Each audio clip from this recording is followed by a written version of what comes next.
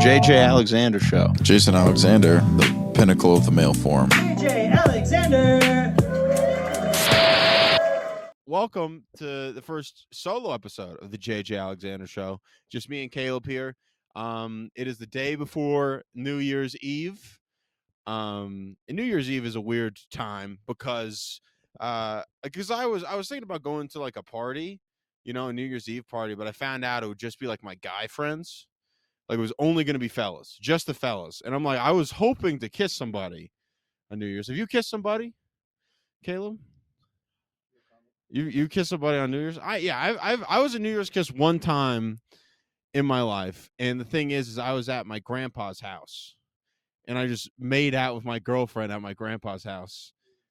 I just Frenched my grandpa on New Year's. That's what Grandpa Steve's one hell of a lover.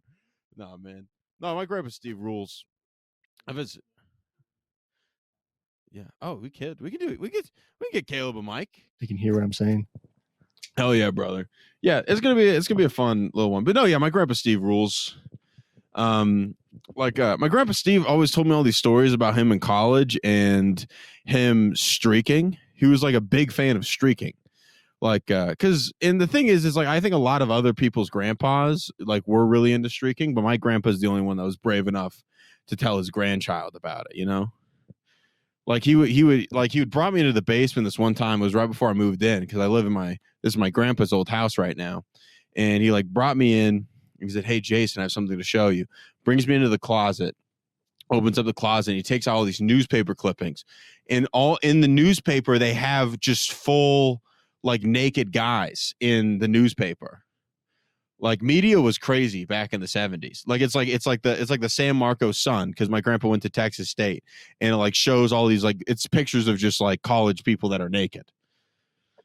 And then my grandpa told me the story about like the guy that was in the picture, and he's like, that guy's dad was the superintendent, and he got in trouble, and he got suspended for 4 weeks because of he was streaking, and that's my grandpa, But New Year's Eve, New Year's resolutions.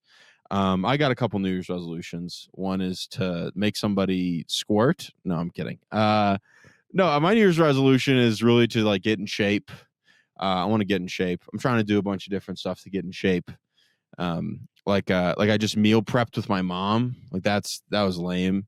And it was really I won't say it was lame. It was pretty cool. Like I got some pretty good meals. I'm just eating like a bunch of like stew and like cowboy chili and pulled pork. It's pretty sweet. Like I bought like $160 worth of groceries, and I probably have food for like 3-4 weeks, which is pretty sweet. Like that stuff rules, Yeah, so I'm like trying to meal prep, trying to like go to the gym. I don't like my gym, because like I always feel that everyone's looking at me and thinking about me all the time when I'm at the gym, like I feel whenever I'm at the gym that everyone's like, why that guy's probably trying to sniff the equipment after I'm working out. Like, cause I'll like be walking by this girl and I'll do like a smile and like a thumbs up. And then they always go like, what? You get like a scoff from these ladies, But the fellas are great. The fellas at the gym are great. I always ask for spots.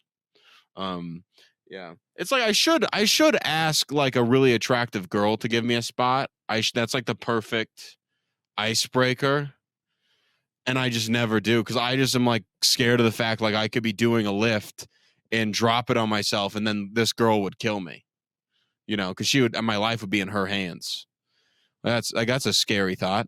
Are you the same way when like whenever you're at the gym, like you're just so zoned in, when people try to talk to you, you just sound like autistic? No, dude. Yeah, you go. I go full blown autism whenever I'm in the gym. In the sauna, that's where I go like, don't talk to me. It's the sauna, because I'm usually a really talkative guy. In the sauna, I want complete silence. You're losing chromosomes in there. Yeah, dude. I'm going hard in the paint. Yeah, dude. Like I would go and I would go work out, and then I would go in the sauna and I would just like blast like AC/DC, and like people would be talking so loud in the sauna that like I could hear it over my music. Because also, I think like the sauna should be like movie theater rules in terms of talking. I think that that's a fair ask. Like they should just be like, oh yeah, this is a shared space with a bunch of people. Because also the craziest thing about the conversations that happen in the sauna is the people don't know each other. It's like usually there's just this random loud old guy. It's like, I've been using the sauna for 20 years. It helped me beat cancer. And then I'm like, I don't think those things have anything to do with each other. Well, congratulations. And then he'll go on like a full like 15-minute rant about his life story while I'm just like trying to like be less fat. Like that's all I'm trying to do. There's always that old guy too that doesn't wear underwear underneath his towel. Oh, dude. Well, I go to Vasa. I don't got no naked guys in our sauna because I'm saying sometimes if you go in there, sometimes no with way a towel. No way. It's a unisex sauna. Yeah, but that's a crime. There'll be a dude with the towel and he doesn't have underwear on. It's like you're not trying to look, but like you don't have any. Caleb, you're gay. You're like, I'm just trying not to look at that man's beautiful wiener. Well, no, I can't not look at it, Jason. It's the same concept as like when you're in between sets and like you're just looking around and you like accidentally look at a chick. Yeah. And like, oh yeah, dude.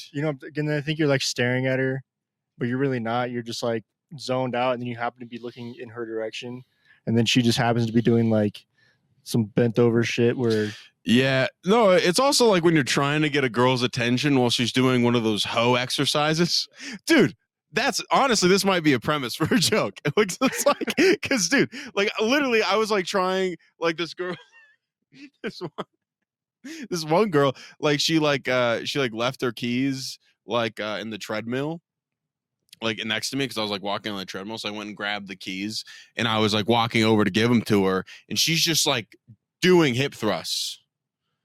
Right, she's doing the hip thrust, which is very funny. I only see girls doing the hip thrust most of the time. I do the hip thrust. You do hip thrust? Good for you, man. I don't see. I'm trying to get in gay shape, bro. Yeah, like what Matt Rife always says. Gay shape. Yeah. Matt Rife. Matt Rife's a handsome man. I'm trying to look like that guy.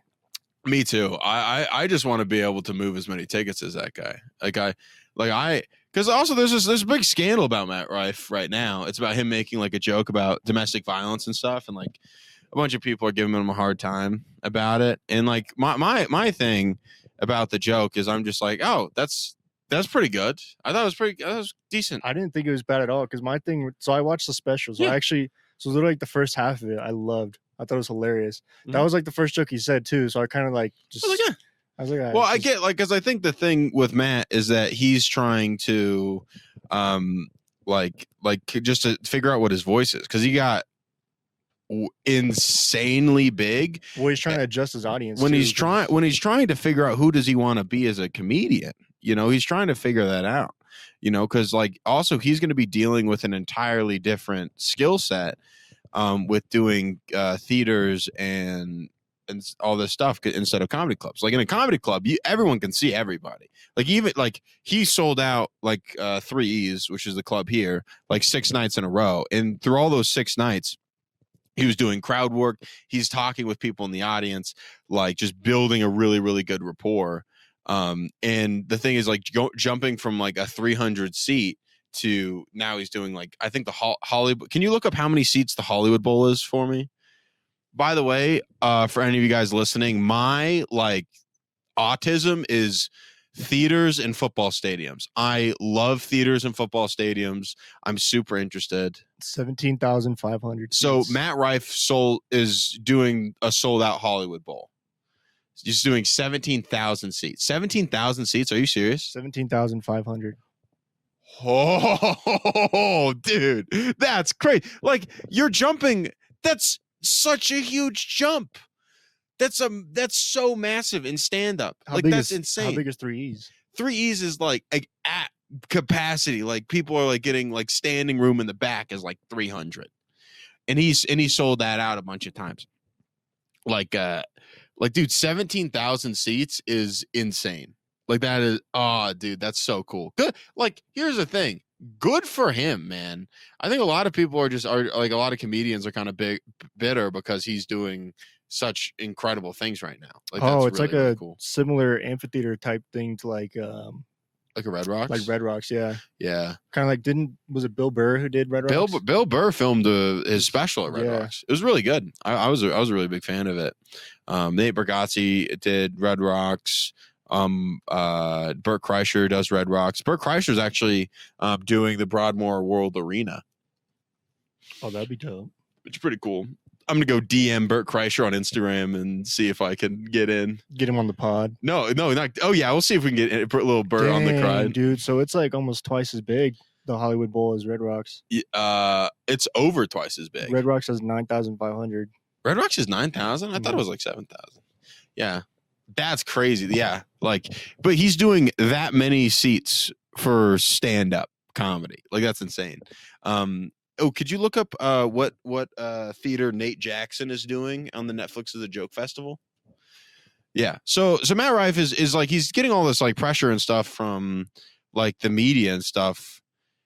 Dude, I and like the thing is like when I heard the joke, it's like I know like I'll give a lot of people a break, you know, in terms of just like trying to pursue the joke. Like I'm usually on the side of like the comedian most of the time, but I just think he just has to pull like just like you're gonna figure out stuff. It's like opening on that's kind of funky, but yeah, I didn't think it was that bad. He's doing the Palace Theater in LA. Palace Theater. How many seats is that? God, this is probably the most boring podcast of all. It's me being like, Kaleb, how many seats is that theater?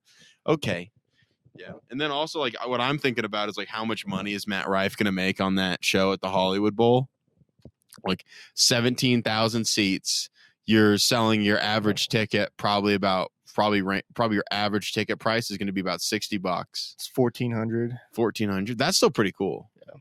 The Palace Theater. That's awesome.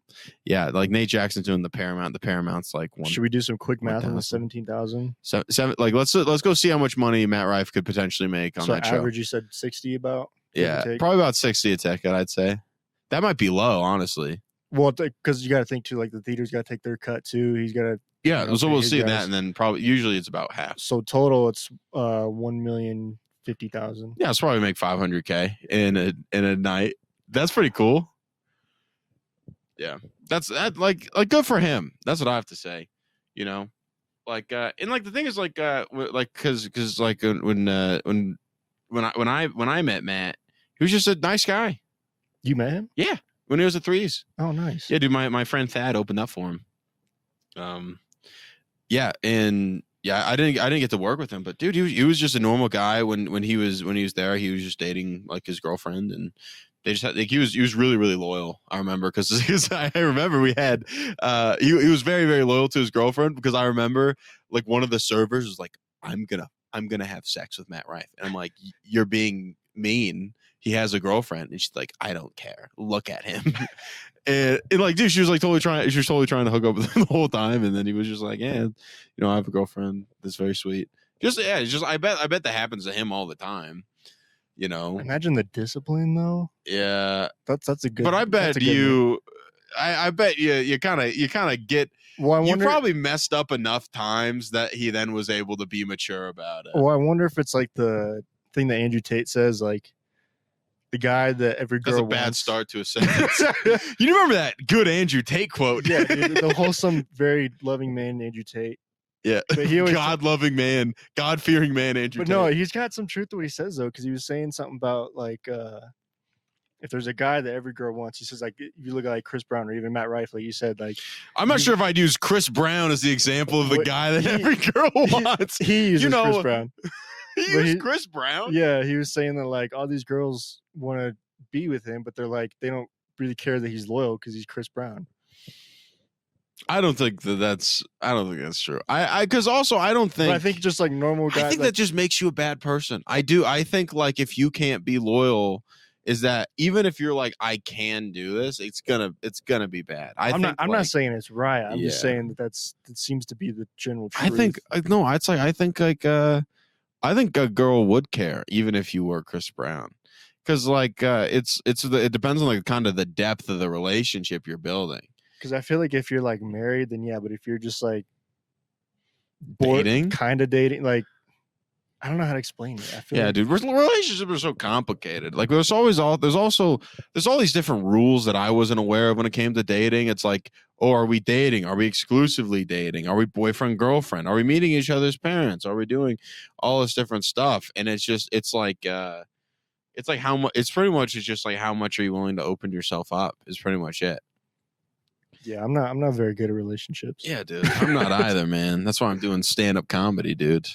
It was easier for me to get to be like the third best up and coming comedian in Colorado than it was for me to get a girlfriend. It was easier. So you're saying it's easier to stand in front of a crowd of like 100 and something people? Oh, dude. Than to go approach a single girl at my gym. If you were like, Jason, you can go, you're going to go open up for Matt Rife at the Hollywood Bowl. Okay.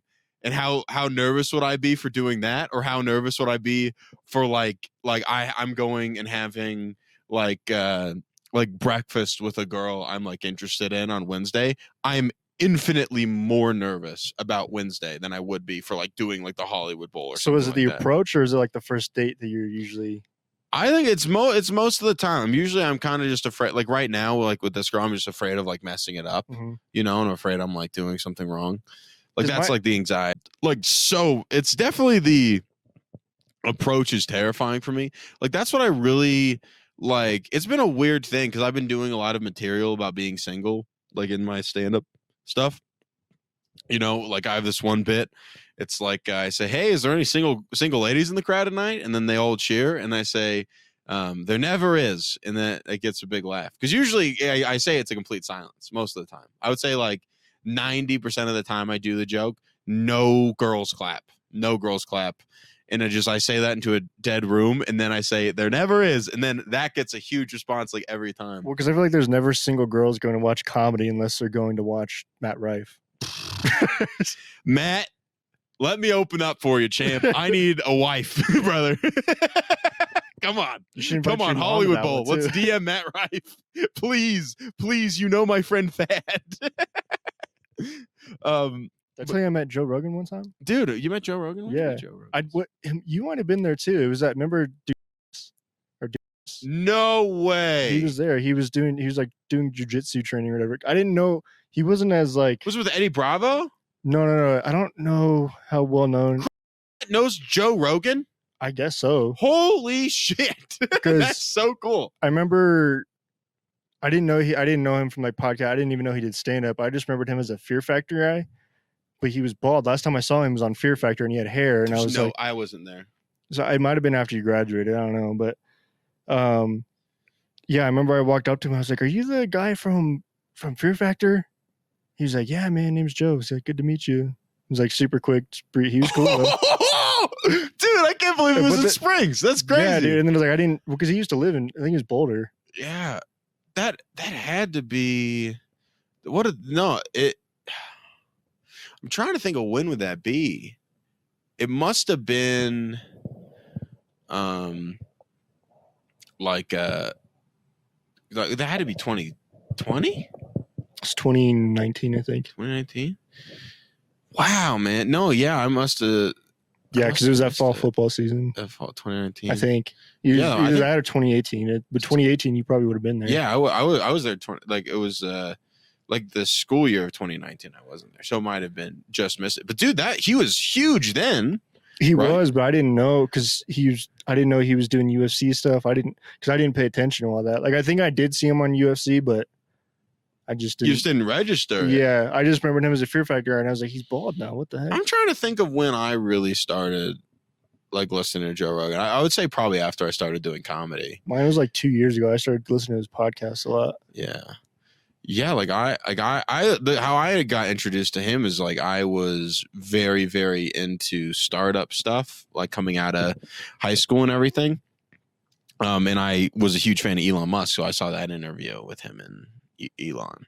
That's how I kind of got introduced to him. Whatever happened with that stuff? Because I remember you're doing dude, it just failed. Stuff. Just failed. I can't do it. Did it fail or did you give up? I did give up. That's that. By the way, when anyone says they failed, that means they gave up.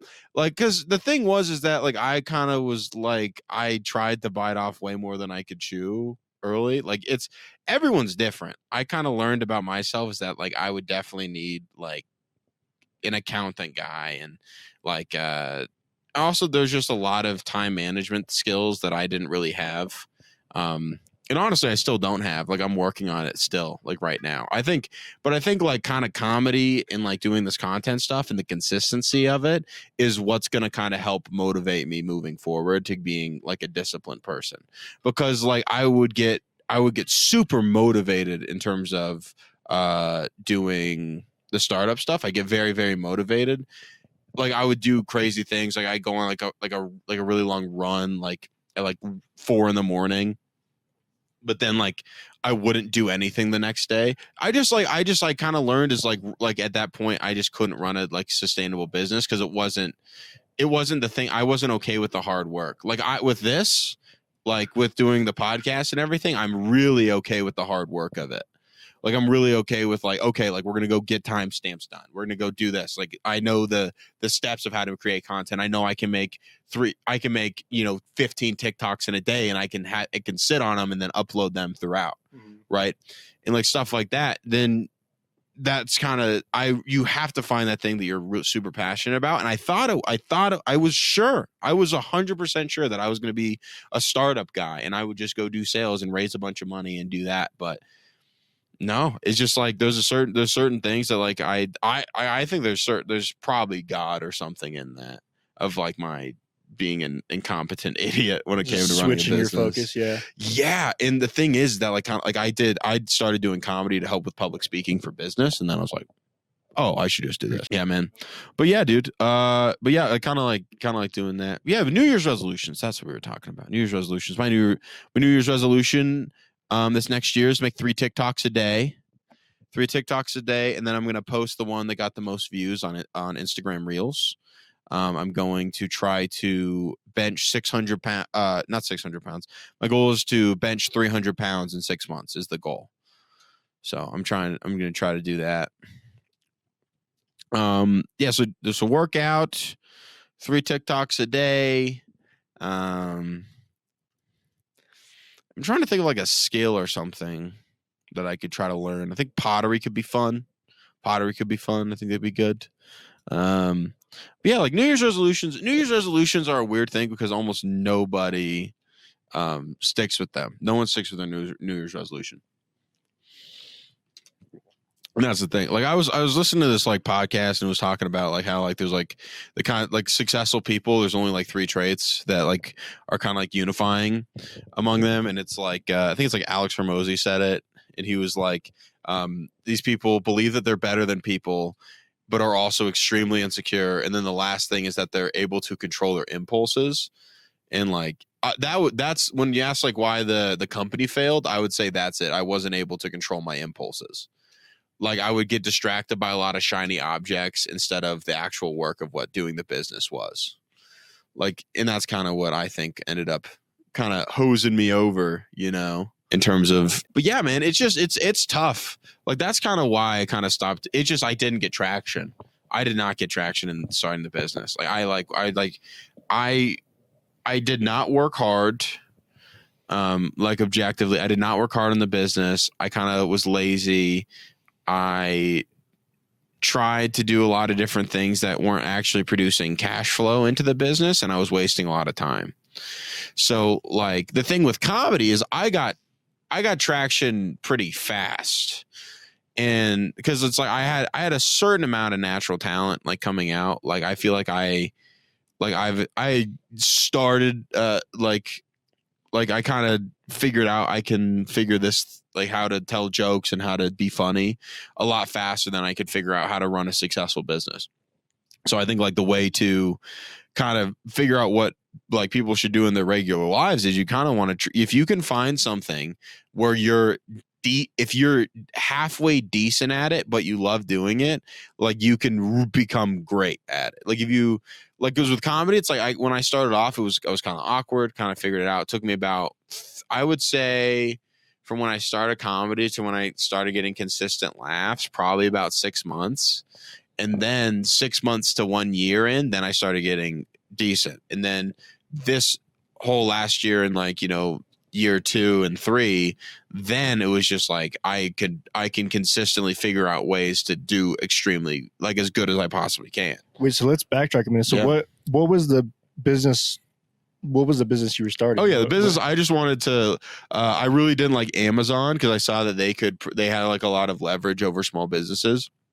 Because they would sell their own Amazon Basics version of the product and kind of run whatever like small branded based business off of the platform. Just monopolize the whole thing. It would monopolize. So I was like, that seems like a void in the market. But the thing is, that's a real, like me looking at it as a way to start a successful business. That's stupid.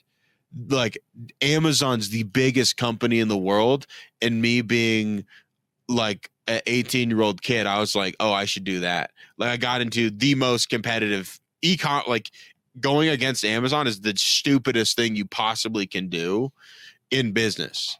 Like, and I'd always have like kind of these like side ideas or like side tangents and all these different things. I ended up spending a bunch of money on a website that I don't even use. And there was some pretty cool stuff. Like there's some pretty cool things that ended up happening. Like basically I got like this, I got like a website built that was like a multi-vendor marketplace, and I think like stuff like that's kind of cool. But the thing is, I think the person that would have to start that company would have to already be a brand to be able to do that. Cause it's like what you'd have to do is you have to figure out a way to get a bunch of traffic to a website already.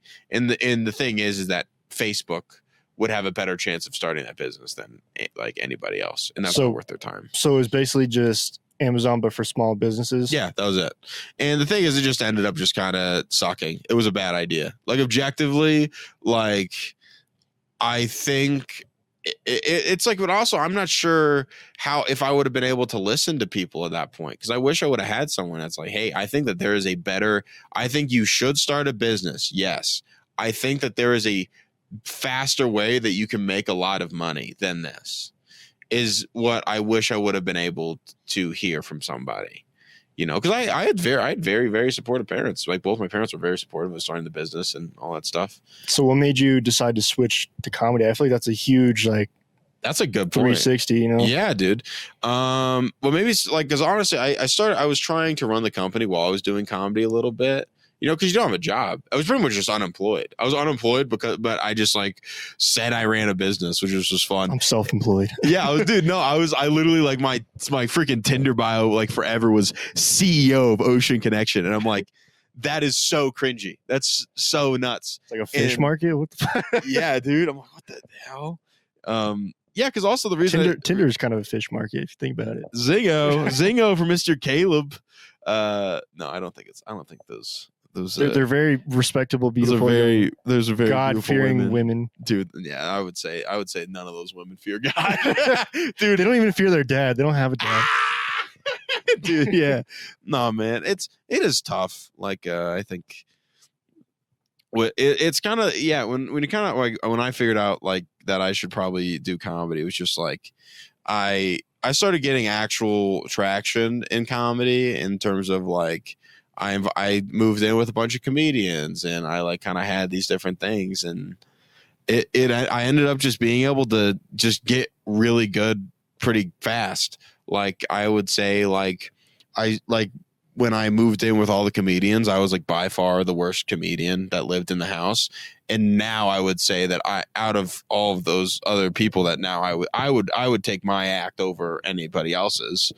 And just like my stage presence and all that stuff. Like to the point where, cause I'm proud of, what I did, and not like I'm putting down what anyone else does. It's like, I feel like really comfortable and I feel like it helped me grow a lot. I don't think it's about me being better than anybody else though. Well, there's always like a hierarchy and sense of like, you learn from people who are above you and people who have done more stuff. Mm-hmm. And that was a really tough thing. I think I might've talked about it on the podcast already about like, with the whole Comedy Works thing is that it really, kind of gave me an existential crisis in terms of what I should do with my life because I'm like, oh, this is objectively like a really cool thing I did. How can I capitalize on this momentum? And that's why I'm really happy that we just ran into each other at the gym. And this has been a massive blessing in my life that I got to, be able to have someone to help with a lot of the content side. Cause it's like, I really want to work really hard on this. And I'm like, if we can go grow my Instagram to like 100,000 followers, I could start headlining, and then I can just pull the trigger and get in at these clubs because I have a social media following. And that's what happened with Matt Rife, kind of coming full circle, is that like he did stuff. It's because like there's kind of different kinds of like people that kind of get into comedy. There's people that get into comedy kind of early. Because the thing is, I still started comedy when I was 20. Like that's still pretty young for starting comedy. Like I still would have been in college, and by me kind of doing that's kind of like normal. Like people kind of like Chappelle was like a legend. He was working at a comedy club when he was 18. Like he just loved doing it super early on. But then there's a lot of people that find it later in life. Like Ron White found it later in life. And there's a lot of comedians that like live life and then go do stand up, which also there's an advantage to doing that too.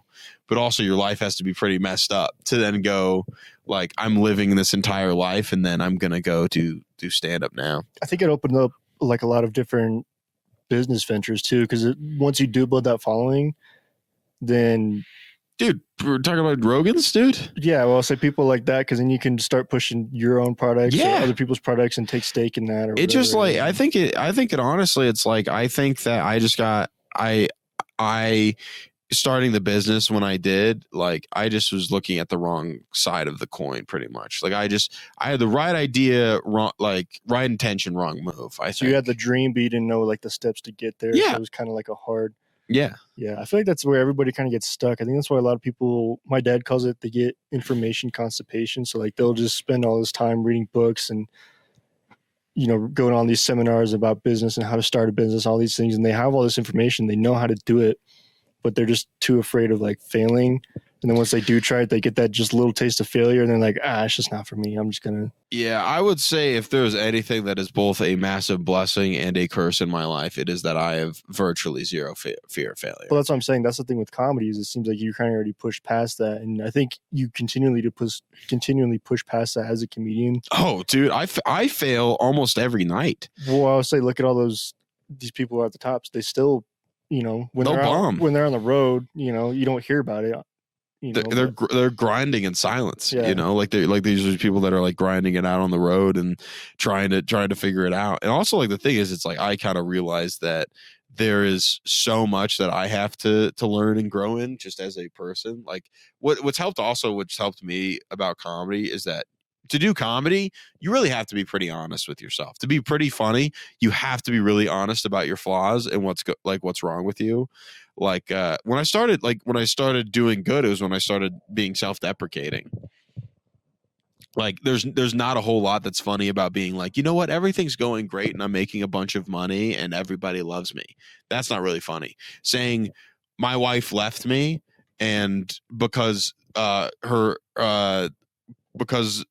new coworker looks more like her dad than I do, whatever. Like you can do anything. Like self-deprecation is like really funny. And that's kind of more like her dad. Yeah. I don't know. We're riffing, brother. These are not well thought out jokes. I feel like the only comedian that doesn't work for is Matt Rife. His self-deprecation is like, I'm just so handsome, I can't deal with it, man. No, he does. He does do self-deprecation. He's like, I'm just too handsome, bro. I can't. Well, that's why people hate his guts. If he was like it's really hard for me to date because people look at me as an object. I think he might have done that because I really enjoyed his self-produced special. I really liked it. The OnlyFans one, the Matthew Stephen. Yeah, like he self-produced too, and then he got Netflix. Because the Matthew Stephen Rife one, that one was hilarious. Yeah, I like that one. That was at Vulcan Gas Company. Yeah, Vulcan Gas Company's sweet. Where's that at? Yeah, that's in Austin, Texas, man. Oh, nice. Yeah, dude. But yeah, that's cool. Like I'm planning on going out. You should come if you got time off work or whatever. We can go on a little adventure. Yeah, man, I've been wanting to. Dude, I love. Have you ever been to San Antonio? Yeah, San Antonio's sick. Freaking love San Antonio. San Antonio and Dallas are like my two favorite places. Yeah, dude. I'm doing a comedy festival on January 25th through the 27th in Plano, Texas. Tower City Comedy Festival. It's like a little bit outside of Dallas. I think it's Paris, Texas. I think. That's where it's at because it's like that's the logo for it. It's Tower City Comedy Festival. So I'm doing that, but I'm flying into Dallas and then driving with my mom. I need to get those tickets like today. Taking the Tesla? No, my mom's just flying in. So That was good. I had a guy ask like, "Hey, would you want to split a room with me?" And I was like, "No, I'm staying with my mom." I felt like such a loser. Let's share a bed together. Yeah, no, no, I'm just gonna sleep I'm probably just gonna end up sleeping on the couch or whatever. Because like mom's getting an Airbnb with her friend, they're gonna go have fun in Dallas. My mom loves to travel and stuff, so like whenever I go get a comedy festival or something, my mom just like comes. So what does your mom do for work other than the psychedelic stuff? No, she's a therapist. She's a therapist, and we could just talk. That was one of the things I want to talk about. I was like, my mom is a psychedelic therapist, like, and she's been like trying to tell me to do mushrooms to stop using nicotine. I feel like that's like the opposite of what most parents do. It's so funny. Like, and the thing is, it makes me not want to do drugs. They're like, you got to do drugs, Jason. Jason, do drugs. Like, my mom's like peer pressuring me to do drugs. You got to do drugs to get over your addictions. You got to do drugs. Like, it just immediately, as soon as like your parent tells you to do drugs, it becomes the least cool thing. Like, when you were a kid, you had to go drink cough syrup. You're like, oh, this sucks. Now, when I'm crushing cough syrup, I'm getting hammered. I'm getting blackout on cough syrup and Xanax. I'm gonna sip lean. Have you ever had lean, Caleb? I think me and my friend tried it once because the thing with it is it's hard to get Robitussin. Well, but you have to like stay awake through like the tired, right? I don't know. Because it kind of puts you to sleep. Google how to consume lean, Caleb. I don't know if it's going to come up. Caleb, Google it on GoDuckGo. They don't give a shit. Get off of Google. One of my friends, he was like, I didn't know it was supposed to like make you feel weird. He just said it tasted good. He was like, if you just mix cough syrup with Sprite, put Jolly Ranchers in it, it just tastes good. He's like, it just tastes good. I was like, cough syrup never hurt me. So I was like, okay, sure. Yeah, I think you're supposed to put Xanax in there. Xanax and Percocet, I think. I don't. Let me look this up. We need to figure this out. We're gonna get down to the bottom of this. Comment down below how to make lean. Lean drug. And also, please include how to get the ingredients, because a lot of people left that out. Like, I can go fake being sick to get lean, because I hear all these rappers talk about it. It sounds like a pretty fun time. Yeah, no, it's just cough syrup, but it has to have codeine and promethazine in it. Yeah, those sound like rapper words. Yeah, well, because they are now. Yeah. It says ain't as popular in hip hop culture, especially within the southern United States. The southern United States hip hop culture is about lean. I know my man Lil Pump Herp drank double cup. Lil Pump is a big fan of the lean, I'm pretty sure. And also what's crazy is like your trajectory as a rapper goes like this. It's like you make your first song and it's a hit. You go do SNL with Kanye West, and then the pinnacle of the rap game is publicly endorsing Donald Trump. That's the pinnacle of the rap game.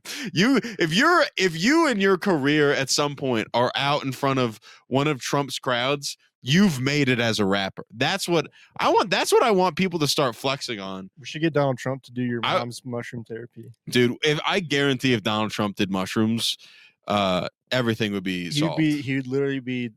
He's the perfect president. Yeah, he'd be the perfect person. I took psychedelic mushrooms. It was very good. I found myself, and to realize, I realized that I'm actually even greater than I thought I was. It is incredible. I saw the floaty green people, and I was like, "Who are these guys? Who let them in here?" And then I was like, "Oh wait, it's in my mind." Why are the walls moving?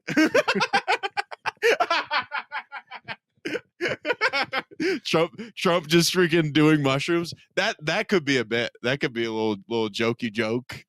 Oh my God. So walk me through like what a psychedelic session is like. Dude, yeah. So pretty much like I haven't done a psychedelic session with my mom because that would be crazy, dude. Dude, I feel like that's like a life altering experience. I want to try it with my mom holding me in her arms while I'm like tripping balls. You're just like crying. Just crying. Yeah, that would be bad.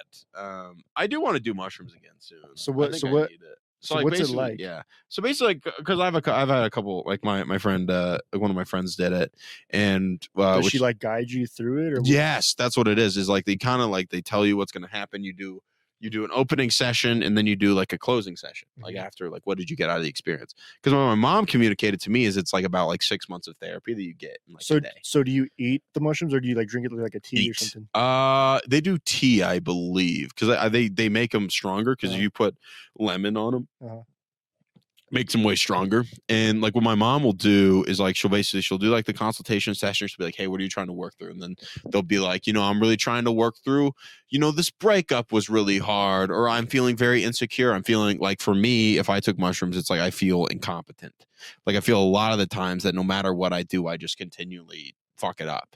And that sucks. And to be honest, like that's a really big struggle for me in my life, that I constantly feel like I'm like a step behind a lot of the time about in terms of like figuring stuff out because of how bad my ADHD is.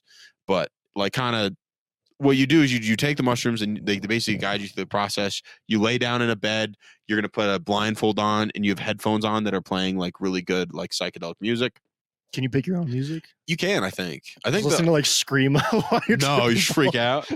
Well, you think is you the voices are in my head. You would no, like I don't think you'd want that. Like I would love some Pink Floyd. Ooh, yeah. Pink Floyd, dude. I guarantee that's how like Pink Floyd still. Also, by the way, if you listen to the Grateful Dead when you're sober, you're an idiot. Like the Grateful Dead is bad music. Like, have you ever listened to any Grateful Dead song?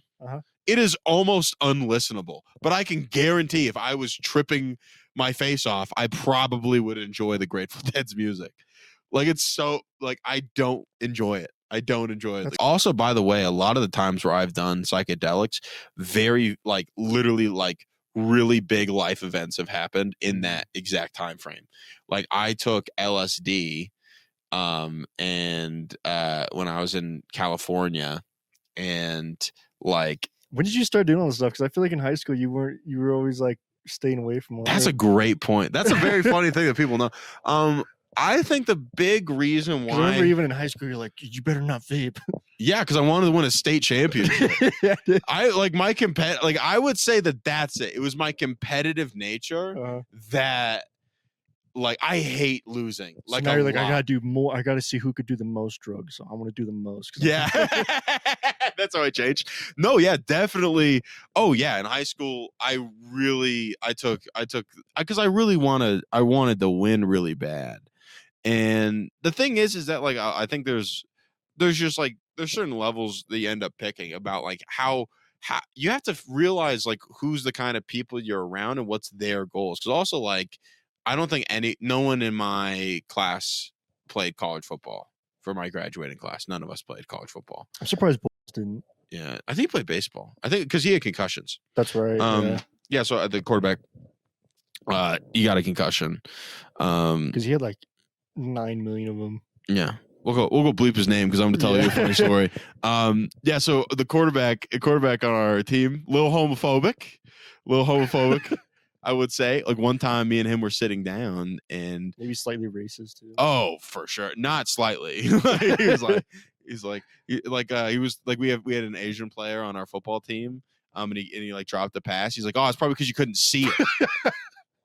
and no one was like, no, you're not supposed to say that. It's because of how good he was at football. He's pretty good. But like the thing was with him, we had like we were all sitting down and we were talking, and he was like, I just got back from Miami. And I was like, oh, cool, that's nice. And he's like, yeah, I was down in Miami and they had one of those gay pride parades. And I was like, oh, cool. That's interesting. He's like, I just wish I had my AR with me. And I was like, whoa, brother. That's a hate crime. That's no, like objectively, it's really bad. And then I like the joke I ended up doing, I'm not sure, is when, because he played quarterback and I played center. Whenever you go under center, I just would go, I do remember that. I do remember that. He's like, yo, whoa, dude. Just start backing up into it.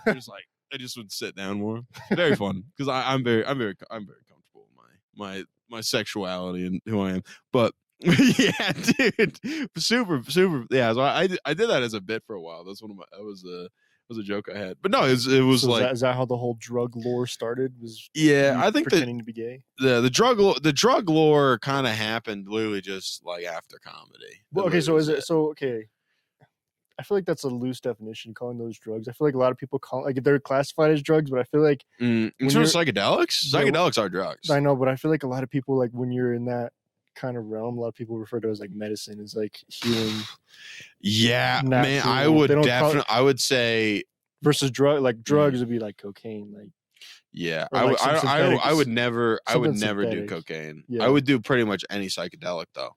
I'm very, very interested. It's all natural stuff. I'm very interested in exploring my mind because also there's so many things about myself that I don't understand or I can't really deal with. And I think that there's like different balance that you have to kind of find of like, am I doing like what's my like what my mom said is like, what's your intention? Is that like before you do a psychedelic, it's like, what's your intention? Also, I think that that's a great rule for any substance is like you state what your intention is. Like if you're going to drink, why am I drinking right now? You're like, well, you know, I had a really bad day and I want to drink to feel better. That's a bad reason to drink. Because you're just masking. Because then you're just masking your emotions. If I'm like, I'm smoking weed, oh, I just want to kind of like unwind and kind of like hang out. Like I smoked a little bit of pot before this and I was just like, I just want to be able to kind of be loose and fun and be able to kind of like just be fine. Like I'm not like doing bad to the point where I'm like, I have to smoke weed or else I'm going to cry myself to sleep. So I think that's what a lot of people kind of get in trouble with it. Like I've had a couple friends who got in a lot of trouble with it because they would just use weed or alcohol or anything they can get their hands on as like a masking thing. So they would use like Xanax and all that stuff too. Yeah, it's they wouldn't use it for their pure intention. Stating your intention and be honest with yourself, and because that's a big piece of advice I'm going to give a lot of my friends that have substance abuse problems, because when you do comedy it's like virtually everybody, like like the restaurant industry too. Yeah, like the big thing for me is also like you want to see if you're seeing that these things are affecting your behaviors. Like if you are canceling an appointment because you smoked pot, and it's something like if I canceled our podcast because I smoked weed, I would stop smoking weed because you're putting, it's affecting the way that you're making decisions in your life, and that's bad. There was somebody talking about that same thing with like masturbation. He was like, that's my drug, dude. He's like, I skip like family dinners all the time just so I can go. I can't go see my grandma. I gotta jerk off. I just need to. I can't. Yeah, man. I'm shooting blanks at this point, dude. I'm infertile. It's just like a cloud of dust comes out. Oh man, that's no. I do. I also like that's a very, very rated drug. People should do it more. No, dude. I would say that like people don't think about it, but it's like it does affect your brain. Like I'm really trying to wane. I'm trying to go none. Cause like I just like I know how I am, and like kind of I have a very, very addictive personality. Like I was going to talk to you about this. Like I just deleted Instagram, like Twitter, everything off my phone. Like I want to try to find a way that I can post without being on it, because it's just as soon as I get in, it's just like my screen time's just so high. No, I definitely feel that. That's the problem too with like the way the algorithms work now. Is like anything you're interested in, they'll just show you a ton of that. It sucks, and like it's for me, it's like comedy and football and hot ladies. Like all mine is just cars and like gym stuff and cars, gym videos. Because then I'm like, I think that's how they trick you. Because like, oh, he's interested in this, and it's like kind of productive stuff. So it tricks you into thinking you're doing. So you're like, something I'm looking at like stuff that's informational, but it's like the whole time you're like, I haven't retained a single. What did I do? Yeah, I haven't retained a single. Yeah, like what did I do? Is a big. How is this going to make me money? Like, yeah, definitely. And the thing is that like what's like why TikTok is a genius and also like terrible is like you'll get these templates that'll give you a content idea, and then what sucks for me is like I'm gonna be like, oh crap, I gotta go look at these templates so I can get some like content ideas, and then you can do stitches, right? But I have to be very, very structured and very regimented in terms of how I would be consuming even TikTok. Being like, okay, I want to do an hour of content, because we're talking about New Year's resolutions. That's the theme. That's what we'll call this episode, New Year's resolutions. Is I want to be doing an hour of content a day. Hour of content. This would be like an hour of like me going through the podcast, getting more clips out, right? Like I'll go through this and try to figure out kind of things to clip out, right? It could be me going and making 15, like I made 15 TikToks today. Like and that means I have TikToks for the next 5 days. So I'm going to try. My goal is to get so far ahead. I can take a day off and not worry about it. Yeah. And I can have those options and plan ahead and be very, very smart and intentional with it. The thing with like content creation that I've seen, that I've listened to a lot of people, like I listen to a lot of Bradley Martin, listen to a lot of his podcasts and watch a lot of his stuff. And he says it's like the one thing that's hard is the slippery slope, because once you get involved in it, he says it's hard to stop. He's like, even if you go on vacation, you're like, oh, I can film content while I'm out there. And that's the whole thing you're focused on, is filming content in a different state or different country versus actually hanging out with the people you're with to being present. To actually be on But vacation. setting those hard boundaries, I think, is great. Yeah. If I did an hour a day in terms of like making TikToks and editing the podcast, or like trying to get clips and stuff out, or like editing my own stand-up stuff, trying to get crowd work clips out, right? Like doing all of that stuff, and I'm just taking an hour a day every single day. Like, dude, after this year, that'd be 365 hours of work. Yeah. Right? Because I just do every day. I think I might try to do Sundays off or something. Maybe not Sundays, because that's like a good day that works for me and you doing the podcast and everything. Yeah, but like I want to try to like do those things and be really, really smart with it. You know, because like definitely the slippery slope is like you can get so engulfed with your work that you neglect relationship. You know, but the thing is like it's an addiction within itself. It is. Definitely. I was like thinking about it, and like we all just get so busy. Like I was thinking, oh, I haven't talked to these friends from high school literally in forever. And like the fact is, like I'm very, very fortunate that I have like my wrestling friends, like those guys. I'm gonna be friends with those guys till I die. Yeah. Like I'm going. Like I will be there when things are really tough, like for them, and I'll be there when things are really good. Like and I'd want them there for me too. Like I would, like literally, no matter, like even in like 10 years, right? Like hopefully, like I'd be 33, I could be doing pretty well in terms of stand up and like my career and comedy and everything.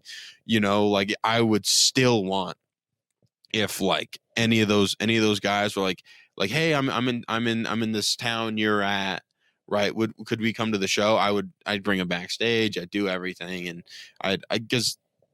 those relationships are important to me, you know, and I'd make time for those people. Well, those are the people that have been with you since the begining, like since before you even started all this stuff. So I think it's important to maintain those. It is very important. That's one thing I still struggle with, is like doing all this video editing stuff now. It's like, I love doing it. I think I love doing it too much, because the problem is like, this is my masturbation instead of like skipping out on dinners with my friends. But dude, structure it. So you're like, hey, I'll get 2 hours. And dude, the fact that you love it is a massive advantage. Well, because like I was literally talking to my friends, because we were talking about what we're doing tomorrow for New Year's Eve. And I had that whole plan, and then plans change. And then I was like, well, I kind of just want to like edit. Like that just sounds like fun to me. To just hang out and just like, I don't know, maybe sip on some whiskey or something, just chill out and edit. And then I was like, you're more than welcome to come hang out while I do that. And they're like, that is so cool that you like doing it that much. But that's the problem though, is I can't Kaleb, I can't fathom that. I can't. I hate it so much. It sucks so bad. Dude, that's my favorite, dude, because I've always wanted to do it since I was little. Like, that's so cool. Like, dude, we're gonna make a fucking $1 million. I just remember, dude, because I love this. I love the cameras. I love that. Like, I love getting guests on and all that stuff. Yeah, dude, it's awesome. Because I remember since I was little. So me and one of my friends, we've been best friends since. Well, we've known each other since second grade, but we became friends in like sixth grade because we didn't have any classes in between. So we finally had a class again in sixth grade, and instantly we just like homies. And ever since then, we like hang out. And he was in BMX at the time. Yeah. And so what I would do, he had this little this knockoff GoPro camera that was like $20. It was like a piece of shit, but still made it work. And I was like, dude, I saw this video and how we can make BMX videos, and they just like look super sick. I was like, we should do that. So we'd just like go in his backyard, or we'd like go to the park or something. Like I'd try to film him doing like some crazy jump or whatever, and it would look awful. But I just remember I loved doing it. Yeah, man. And also just, it's like, if you find that thing that you love, and like, Dude, if it's editing, like you can make it a career. Yeah. Like dude, like honestly, like we genuinely reaching out back out to Trent. I know that's probably not good podcast content, but dude, that's his job. Yeah. Like you definitely could do it as a job. And also if you enjoy it, like there's a lot of paths. This would probably be one of the more fun ones, Mhm. you know. And like I definitely want to go try to see if we can go get some sponsors. Like dude, if we can go get 10 sponsors that pay us $150.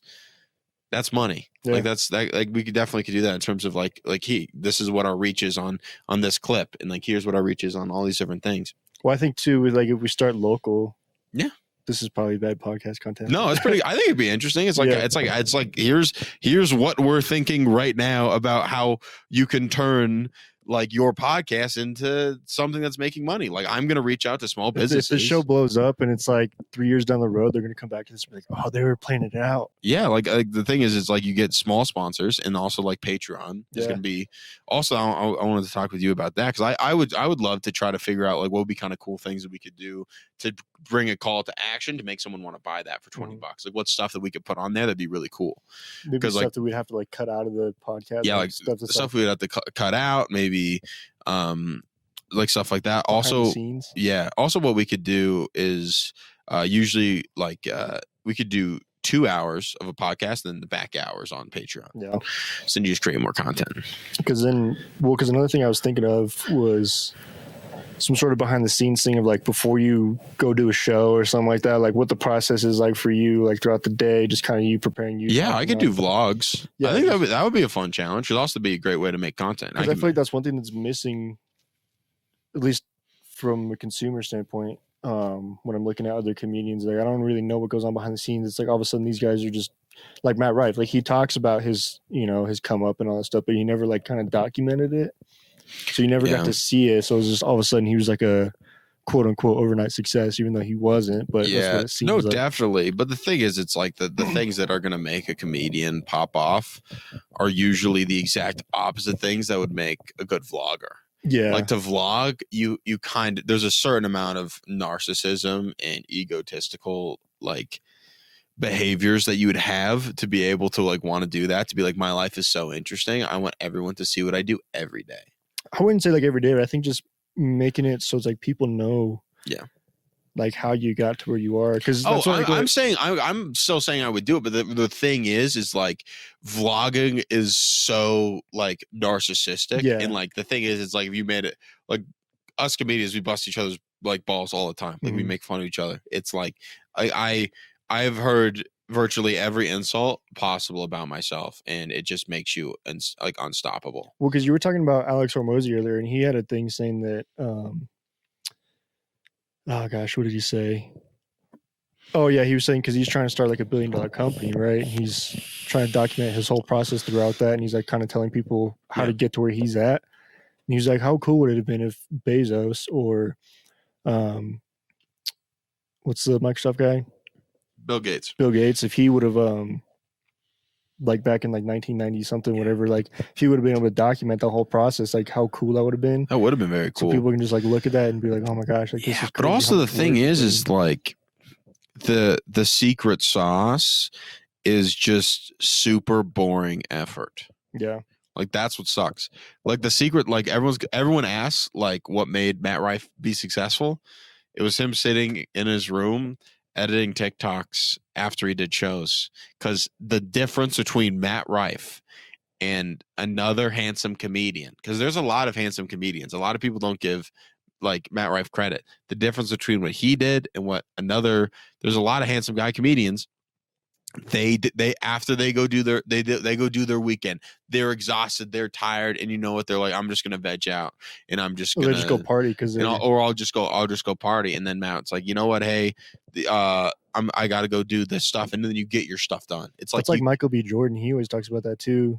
Mm-hmm. He's like, dude, I don't even go out drinking or anything. He's like, I just go home, I work on myself, I study all these things. And me too. Like, I can't tell you the last time I went out. Dude. Yeah, he's like, I'll do all that later in life when I'm, pretty much settled within myself. Like I've got everything taken care of. I got money, got my family taken care of, whatever. So you're saying I'm just working the first half of my life, and then the second half of my life, I'm just, instead of working throughout your whole life, he's like, I'm just going to put it all in the first half, become as successful as possible. And then the second half of my life, I can just. Yeah. But I think there's balance. I think you can still, I wouldn't say go out and like club. I don't think there's anything productive that would come out of clubbing for me. I agree. I've done it a couple times, and each time I'm just like, like it's fun, but it's also like, so there was one time I went, so this might have been, it was a little bit after New Year. So it was like it was the very beginning of this year, like January, like the second week, because my buddy, he got a hotel out there, and a bunch of us stayed out there, and I didn't really want to drink. And so I was like, oh, I'll just smoke a little bit. And that was the worst idea to do that before going to a club, because it was like a heavy indica. So I was like hyper analyzing everything. And I was just looking at all these like drunk people just like moshing and going crazy. I was like, dude, these people are literally like mindless zombies. Like it's like you numb yourself from like what you want. Like, dude, and like, well, it's like there's nothing behind their eyes. It's like looks like there's no soul. Yeah. You hit the nail on the head, man. That's a good way of putting it. It's like definitely like you lose. It's almost like it's okay to let loose with your friends, you know. But like if it's like you're doing it every weekend, like you're working your butt off at a job you hate just so you can go out on Friday and Saturday, spend your whole paycheck on that. Oh, it makes me sad, you know. Like yeah, like I can't tell you that. Like I'll go out and I'll hang out with comedians, you know, like but. Like, dude, like I get invited to the bar all the time, and I'm just like, I don't really want to drink that much. Yeah. You know, like why would I do that? I'd rather like, because also the thing is like Rob Gronkowski is a good example of this. Rob Gronkowski's, I think, living a pretty good life. He parties all the time. Dude. He loves to party. He loves to have a good time. He's just like an NFL superstar too, and that's like you put in so much work already just to be in physical shape. It's like, I feel like at that point it's like kind of. Yeah, like what yeah, it's hard to say though, because he's so good. But if there was somebody else who was like just like third string, never got to see the field, and was still doing that same thing, it's hard to say like if that would.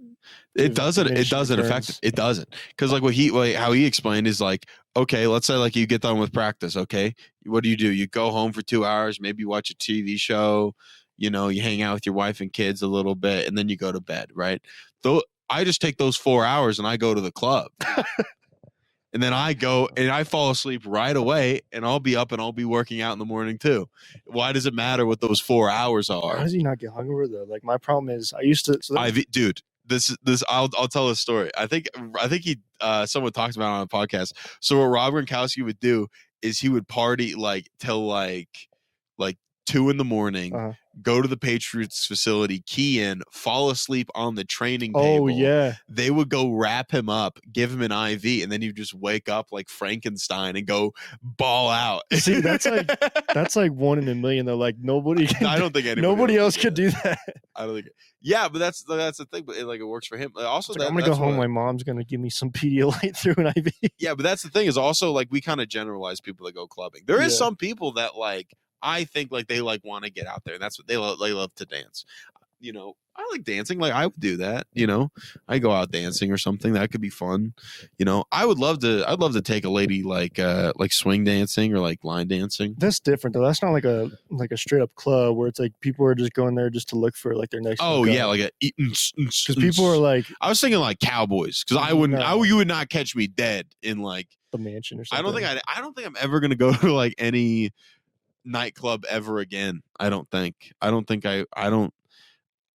want to do that at all. It would have to be like, because like I had one of the first bits I ever wrote about it, like because I hated going to the club so much, and like I was 21 and all my friends just wanted to go to the nightclubs after we go hit open mics, and I'm like, this is stupid.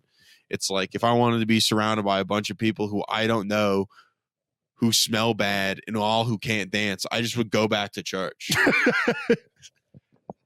Go back to my hometown, dude. And I'm like, boom, slam dunk, great punchline. It's like, but dude, it's like I hate like the fake nature of it, and also like I'm not trying to I'm not trying to like just hook up with a random person. Like I really want like actual relationships. That's what I'm saying. Well, people like go to the clubs to like try to find their next wife. I'm like, dude, if you meet her at the club, she's not wife material. in my opinion. I mean, she might be, but the odds of that are fairly low. Well, I don't know. Well, the thing is like you're there too, so it's like I'm not sure if you're the catch. That's what I'm saying. Yeah. So it's like you're there for the same intention that she is probably. So it's like what makes you think she's ready to settle down, or that you're necessarily like, you might like the idea of her because she's attractive, but it's like is she like, you want to try to find places that like, you know, it's also like the thing is like genuinely like I think social media has made it a lot, like especially for me being, you know, me and you being in our 20s, it is so much harder to meet people in like a good way. Like it's you have to make a real intentional effort. Like it used to be like you just like people would hang out with their friends like every night, or like they would make like they be like face-to-face contact. Like now think about how many times like where you could have like even called your friend and you just like go message him on like text. Like I feel like I feel like I lose the humanity of my friend, of like when you have like a text conversation instead of like calling you on the phone and having a conversation like that. Well, it's like with Snapchat too. It's like you see what they're doing throughout the whole day. So when you like meet up with them, you don't even get to like, there's nothing really to talk about because you saw exactly what they did. Which that's why I don't really like Snapchat, dude. I don't really go on it as much anymore. It's like I'm off, man. That's another New Year's resolution. Jason's gonna keep social media apps deleted off my phone. Yeah, I need to start doing that. It's just like but dude, also one of the things that I think is a good idea is you could have two phones. Yeah, right. That's probably what I'm gonna end up doing. I'm gonna have like a flip phone, like just I could do that just to contact people on your smartphone for. Yeah. My idea was to keep my iPhone with this no Instagrams on it. But yeah, I could literally just get a flip phone that's like my carrier, right? And like literally get a pager. Like literally with buttons on it. And then I'd have like my current phone.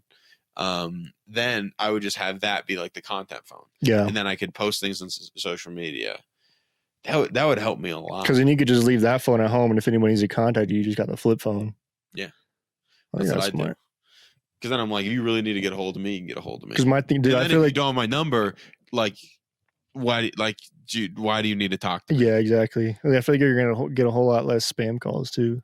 Yeah, I've definitely turned myself into an iPad kid though. Like every time I'm like sitting down to eat, I'll just set my phone up, put on a video, Cut listen out to that F word. That was I didn't need that. Mom, you didn't say that. Yeah, sorry, Mom. No, dude, definitely I feel like an iPad kid. Like, literally, if you like go, whenever I go into a restaurant and I see like a parent, like parents, like you'll see a family and they'll all be at dinner together, and then like every family member's on their phone. Yeah, like I'm like, dude, just like go fight, like go like it. I think it's better to like go have a negative interaction with somebody. Well, because my thing is, I feel like with our generation, we weren't raised as iPad kids. Like we're seeing it now. Like you go out to a restaurant, like you said, and you'll see little kids on their iPads and stuff, just so they don't cause a fuss in the restaurant. Yeah. But I feel like we turned ourselves into that.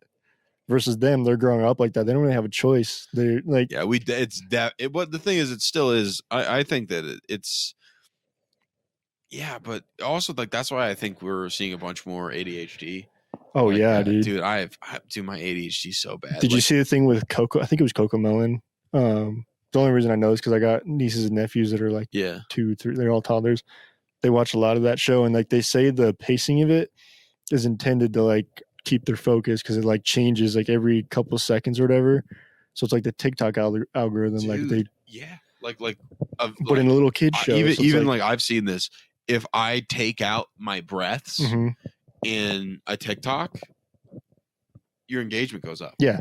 When you're all talking like Ben Shapiro and every video sounds like this. Have you seen this? And then like it just is going like this the entire time. And then they don't even take a breath the entire time just to make the video. Well, that's what I do when I edit. I edit out. Yeah, we edit out breaths and like because we're trying to win. Yeah. Like, and the thing is like, well, because is that good for society? Our attention spans are so low that it's like people are watching and it's like as soon as like a little pause, people just swipe. Like I don't know if you ever like watch somebody else scroll through TikTok or something. You have attention grabbers. Yeah. Oh, dude, I was at the airport and I was watching this lady on TikTok and she's like, yeah, she's just like, and then like when it's not you, you're like, what is this person doing? But when you're like, in it, you don't even realize it, bro. You're just like, Like, dude, like you'll waste 2 hours. Like, Mhm. dude, it's funny. It's like TikTok knows that they're like the best app for engagement. It's like the thing is, it's like the people that are buying tickets to Matt Rife shows, I guarantee before the show that they're on TikTok in line. Yeah. In line, they're on TikTok watching like Matt Rife clips or whatever. Dude, that's what I do whenever I'm just like chilling, like in line to wait for something, or if I'm waiting to check out. Yeah, the gym. Yeah. Dude, have you ever worked out with your phone and without your phone? Dude, it sucks without your phone. Bro, without your phone, it sucks. Well, because like, what do you do in between sets? Like, what? Okay, so that's what thing is like. Interact with people. I don't. But dude, honestly, that would be a better thing. Is like I'm gonna go on social media only if I'm at the gym. Yeah. Like be like I can consume only if I'm on the treadmill or. Like setting my those thing too, parameters for yourself, but also you got to give yourself, some leeway. I always try to be like self-aware too. Like if I'm on a machine that's like someone's waiting for, if I'm waiting between sets, like I'll try not to go on my phone, or if I am on my phone, I'm just using it to like switch songs or something. So like I'm not hogging the machine too long. Yeah. I always try to be self-conscious of that because there's some people, they're just chilling there for like 10 minutes between sets. Like they're not even getting a pump. Yeah, it's also like this is another thing about like finding places to meet people. Like that's a great way to make friends. By the way, like if you're like struggling like trying to make friends, one of the best things you can do is like if you want to go to like an event, like something you want to go to that there's going to be people there. Like if like I am a massive Zach Bryan fan. I'm one of the biggest Zach Bryan fans in the world, I would say. I was the 1%. I think you're one of the smallest, actually, dude. Have you seen some of his fans? Dude, I'm huge, dude. I'm fucking. Some of his fans are like 400 pounds. Dude, all me. I look like the average Zach Bryan fan. Average Zach Bryan fan. It's just me in a MAGA hat. Right. No, dude, I love Zach Bryan. Zach Bryan's like my favorite person, and like like I was gonna like and like I invited a bunch of my friends. A lot of my friends didn't want to go. I did have one friend that I get to go with her. So that rules. But I would have just went by myself. I would have just went by myself, bought a ticket because I love Zach Bryan that much, and I'm like I could talk to people around me and like have a fun time.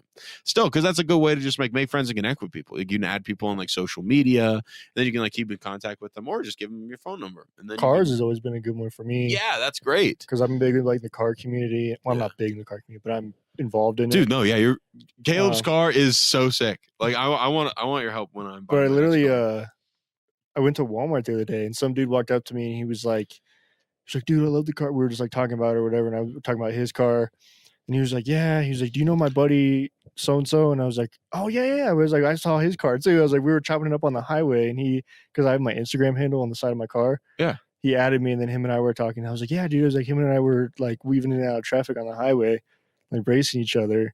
And then we found out we go to the same gym, and then we ended up getting a whole talk about like health and wellness, and it wasn't even talking about cars by the end of the conversation. We were talking about like our families and whatever. And dude, I was like, just having stuff to connect with people on. So it's just like that initial connection that I feel like is always like the hardest part. But once you get past that, it's like we were talking about in the very beginning, like the first interaction is always the hardest. Like you don't ever know what to say or how to approach. Yeah, it does get easier. It does get easier.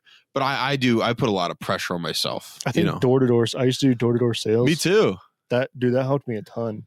Yeah. Because it's ability to connect with people. Well, it's also the ability to like not be afraid of rejection. Mm-hmm. Just to be like, there's more. Yeah, man. Yeah, like I don't think I'm afraid of rejection a lot, but I'm not gonna be happy when I get rejected. Well, it's never a fun thing, but I think you kind of build like a callus to it. Yeah, you do. Yeah, like I always respect the no. Mm-hmm. Like I don't like being the sales guy that's like they're like, no, I don't want this, and I'll be like, but you do. I just don't like people who are like total dicks. So yeah, like there's a way to respectfully. No, just be like, hey, I'm not interested right now. Have a great rest of your day. Yeah, you just do that. Because there's some people like I've been cursed off. I've been escorted out of a neighborhood before by some Karen. Like she literally like got in her car and was like, I want to make sure you leave the neighborhood. Because it was a gated community. I wasn't supposed to be in there, but we like snuck in. But yeah, dude, I was even I was thinking about doing solar sales. Yeah. Like, dude, you make crazy money, dude. If you can close, man. Yeah, that's the hard part is the closing part. But once you get good at that, then yeah, it's about prescribing and like less of Like, because most people think of sales is like let's say like you're like, okay, sell me this pen, right? I'll be like, sell me this comb, right? I'll try to sell you the comb. I'll be like, this is a great comb. I love the way it holds in your hand. It actually has a thick side and it has a thin side, so you get those thin hairs, right? Right, which I could try to convince you that way, and I'd be like, okay, right now, how long have you been in the market for a comb? Serious question. I don't know, man. Since yesterday. Oh, so you just started looking. Yeah. Would you want to buy this one right now? What's so great about it? Well, the thing is, it has a thick side and a thin side. So then you can basically get like a better shape this way, and then you get the kind of like the fine touches on like the sides with the other side. What makes that different than a different comb? That's just what this comb is. Would this be something that you'd be interested in, or would you want to look with something that's just this one side, how much or just is this it? other side? Well, this one right here is $10. So yeah, I found the same one for $5. You found the same one for $5? Well, I could show you something comparable that we have that's going to be around that same price range. What makes that one worth 10 versus the other one's 5 if it's the same thing? Well, the thing is, it depends on how it was made. So, dude, Grant Cardone, he'd be lighting you up right now, dude. No, dude, Grant Cardone. I crushed that. No, because my dad always said, says in sales, he says you got to sell the sizzle, not the steak. So that's a baller. That's a baller line. He says you got to sell the idea of what it is you're selling, but not the. Yeah, it's like so what? Oh, so we could redo this again. Like I'm trying to sell you the comb, and it's like, okay, you're in the market since yesterday. Oh, what's your reason? What's your reason for buying the comb? I need to comb my pubes out. You comb your pubes out. Okay. A little too, well, do you have a hot date coming up, or what's going on? Yeah, I'm going over to the local old folks' home, so I need to. You got to trim up. I got to trim up. Let me tell you something. These oldies like it. There's nothing a lady loves more than using this comb combed pubes to point an arrow. Yeah, dude. No, but like you'd sell them what they want. Well, you'd sell them the outcome of what that's going to give you. Yeah, I'd be like, this is like I would sell you the comb and be like, this is how you're going to be able to get over the top and get that girl to actually say yes on the date with you, right? Because then you would sell that, be like, I'm going to sell on the confidence you're going to get after using a comb like this instead of me just selling you the comb. Yep. Yeah. No, that's cool. I always really liked people. I liked sales and stuff. I liked the connection piece of like having those conversations. I've always really liked that. And like with sales, I like the fact that it didn't really feel like work. I liked just talking with people. And a lot of the times, like when I worked at Mattress Firm, like you just talk to the people because they're just people. They're just looking for a mattress. And then like usually like one of the people like in a couple was like trying out the mattress, and I would be able to like talk about the Broncos with this customer, and I'm like, I'm getting paid to talk to BS about the Broncos while I'm getting a check, which is awesome. Building too, so it's like and the thing is, I never saw it as rapport. I just really like talking to people. Like, and also that was one of this like really cool thing that one of the best boss I ever had is this guy named Brian.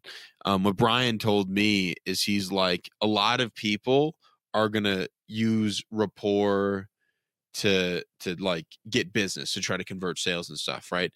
I use business as an excuse to connect with people, right? Which I think is that's how I look at comedy. Yeah. Like that's my perspective on that. Like I love doing comedy. I don't get me wrong. Doing a sold out Comedy Works show like literally gives me goosebumps when I think about it. I love comedy, but the thing that I love more is I love talking with comedians after the show. I like talking with people that came to the show.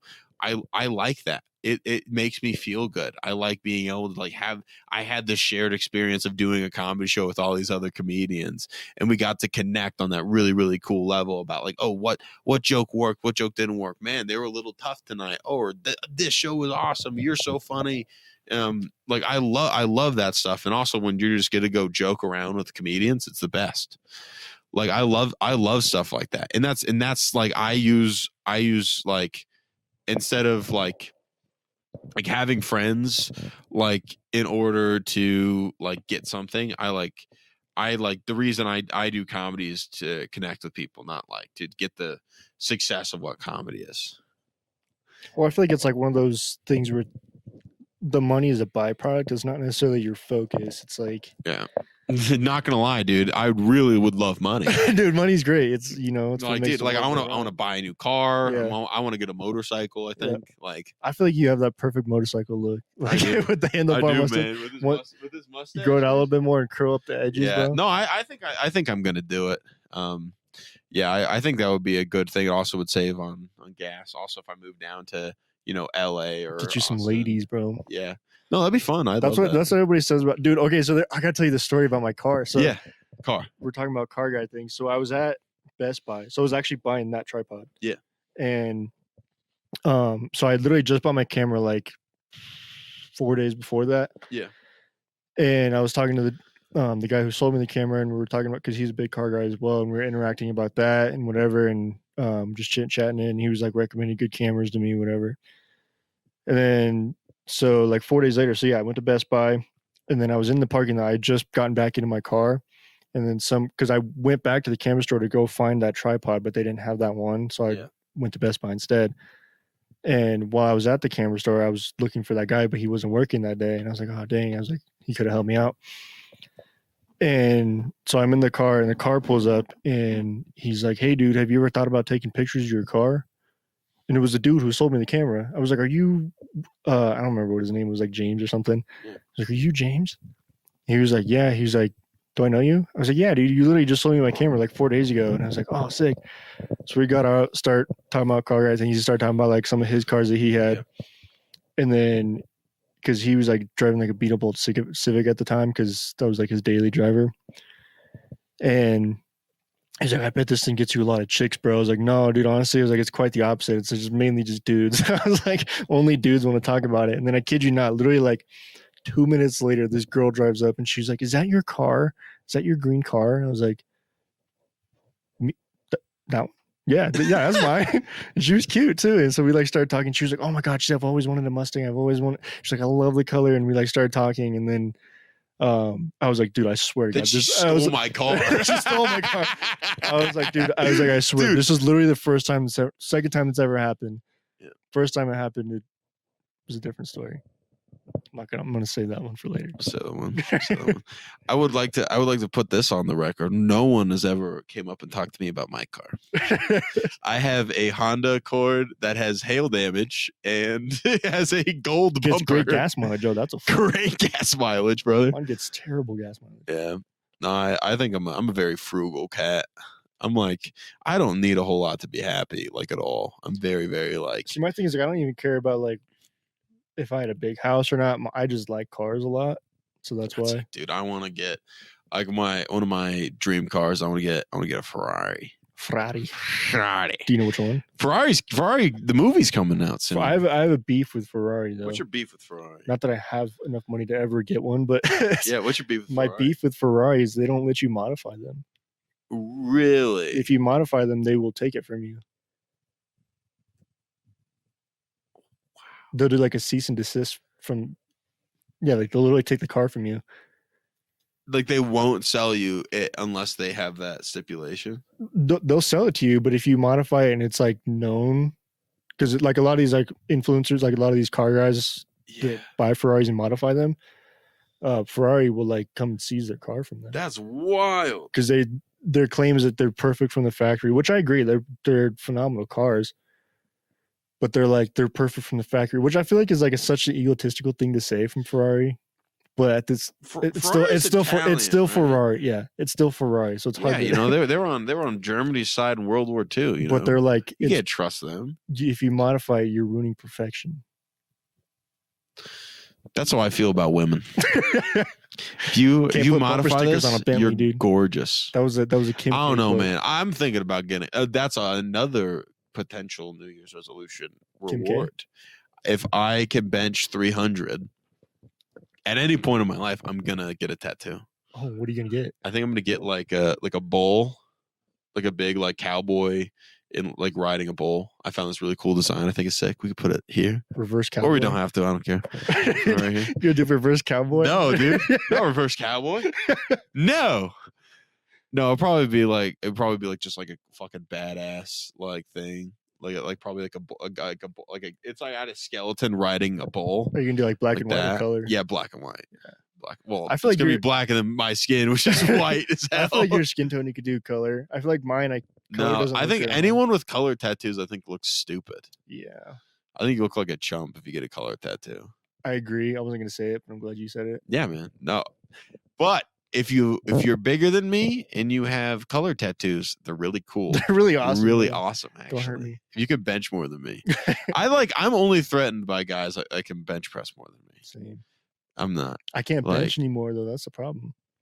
I Like messed up my shoulder. shoulder. Yeah, I think you might have. Were you there for that game? I think I probably was. I dislocated my shoulder. Against who? Callahan. Who's Dang, yeah, I probably He was was. like freshman or sophomore year. Dang, we just like messed it up. Yeah, it Yeah, was literally like the last drive of the game too. Can you do shoulder press or no? I can do shoulder press. I just can't do bench press. Is that rotator cuff? No, labrum. Oh shoot. Yeah, I had surgery Yeah, on it. dude, shoulders suck to injure. It's just 'cause Injuring a it's so shoulder mold- is like, shoulders and hips, yeah, it's shoulders and knees. Yeah. Shoulders and knees are really bad. head, shoulders, knees, and toes. Yeah.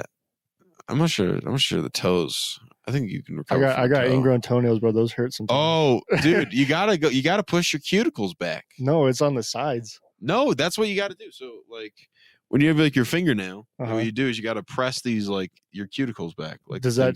How does that stop it from going on the sides though? it stops it from going on the sides because that's how it grows. Is it this gets loose and then it grows. That's like the root of it. Yeah, it will get stuck on it.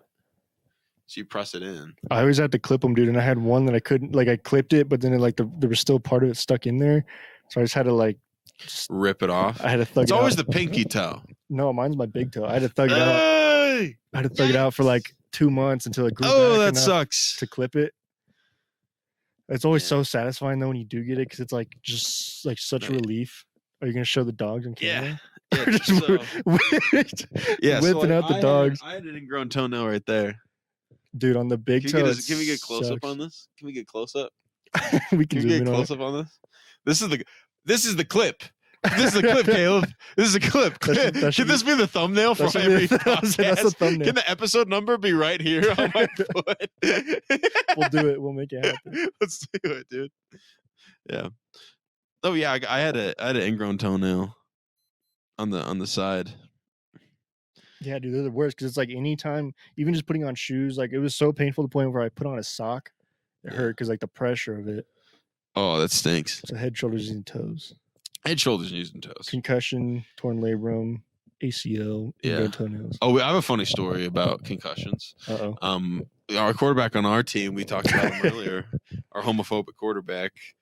That Was should be the title of the homophobic the po- quarterback. homophobic quarterback and Yeah. So yeah, the quarterback super homophobic. That's a real story.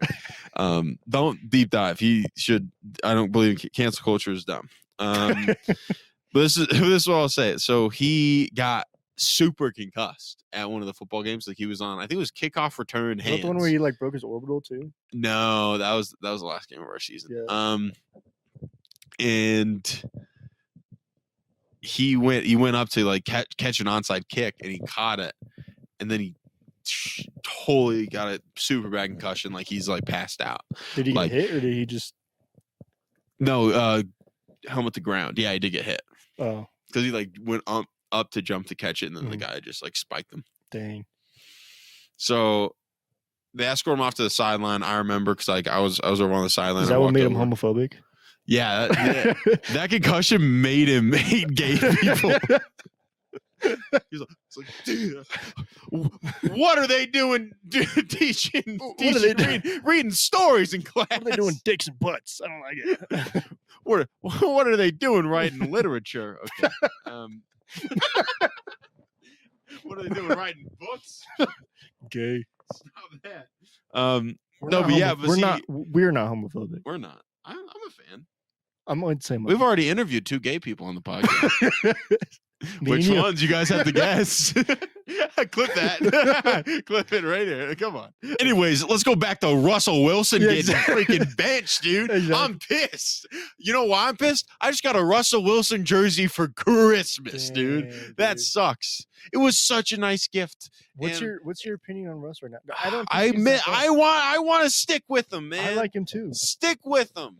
Give him a shot, man. I'm here for you, Russell Wilson. Here's my thing: is like I feel like this is heavily debatable as well, but I think our line is the issue because our line is apparently ranked number 7, but if you watch a lot of our games, he's always scrambling. It's because I think they're saying he's just holding onto the ball too long, and that he's too short. He's always scrambling, and they're like, "Well, he's missing wide open passes like he could have made." I'm it's like, checkdowns. He's not going through his progressions very well. Yeah, because he's I would scrambling. say that. Yeah, but the thing is, I see Russell Wilson as he's a guy that just needs I feel one more year, man. He just needs to settle Isn't this into the our first offense. year with Sean Payton, or is this the second year with This Sean is Payton? the first year, I think. Yeah, give it another year and then pull the trigger. It's a lot of money. Yeah.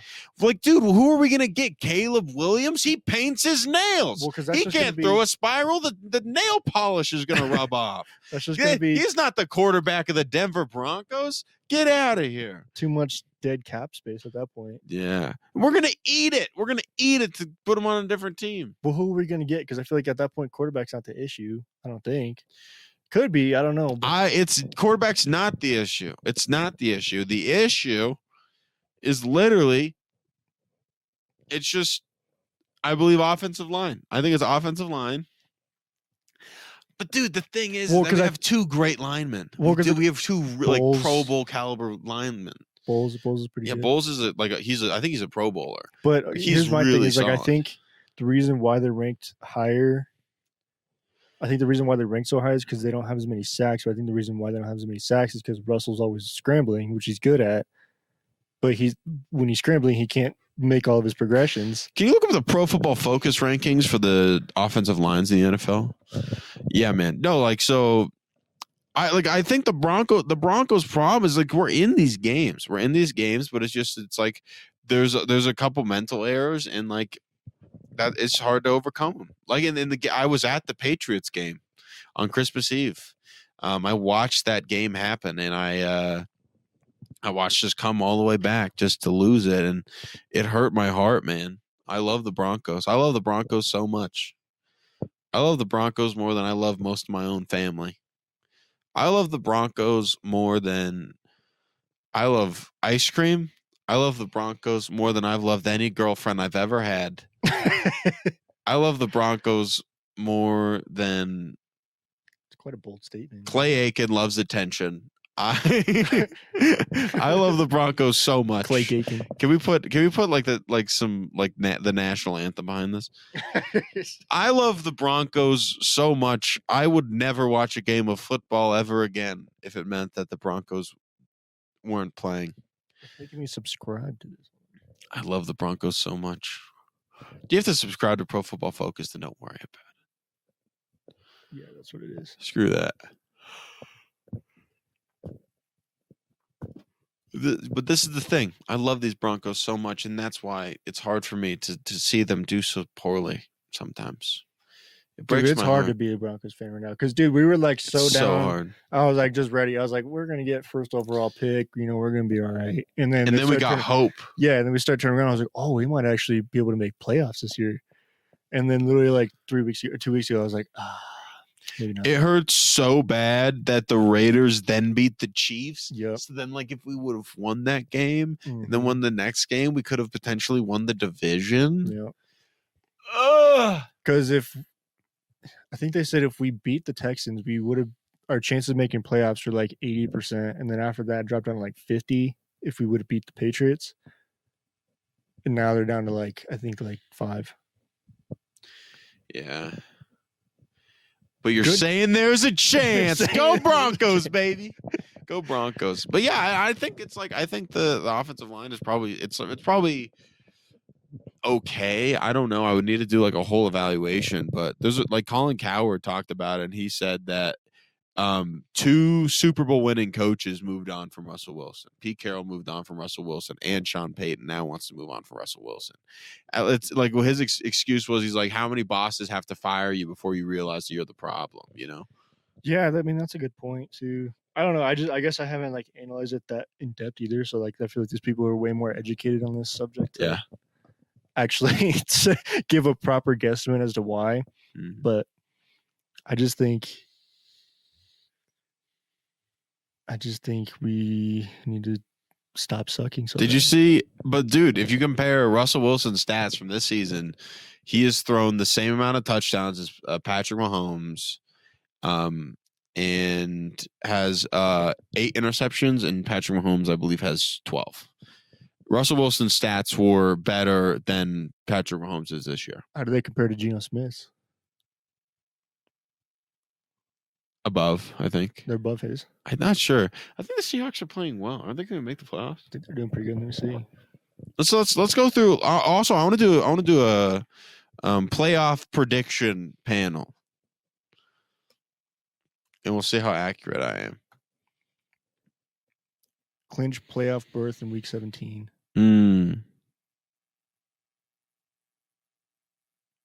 Is the playoffs released yet? Let's see. 2020. Oh, I missed the Broncos bowl game. Not the Broncos, the Sooners, the Oklahoma Sooners. I think their bowl game's today. Or it was yesterday. But yeah, we're looking for the Broncos schedule. But no, I believe in Russ. I do. I believe in Russell Wilson just because I just got gifted his jersey for Christmas. I think it might just be a personal bias for me too. I think he's just a good guy, so it's like hard to like knock on him. Yeah. That's how it felt with like Tim Tebow too. It's like you knew he sucked, but you're like, God, he's so cool though. He's so cool though. And then he tried to be tight end for the Jets? Jaguars. The Jaguars. Did you see that video where he like went for a block and he just totally ate it? Yeah, that's tough. I was like, dude, this poor guy. He's trying, dude. That's the thing. Dude, the best moment I've ever had as a Broncos fan was when the Broncos played the Patriots in the wild card round of the playoffs, and I remember I had a friend who's a Pittsburgh Steelers fan. He's yapping in my ear. He's like, Tim Tebow's a fluke. It doesn't matter. We're gonna beat him by 50. That's what he said. He said, we're gonna beat you guys by 50. And I remember I watched the Broncos. The Steelers start climbing. And the guy and my friends just getting louder and louder and louder, yelling. Boom. Timmy Tebow time coming out. Dime, touchdown. Come all the way back. Push the game into overtime. Coin toss. Broncos get the ball. Is that when he threw that dime to DT? Boom.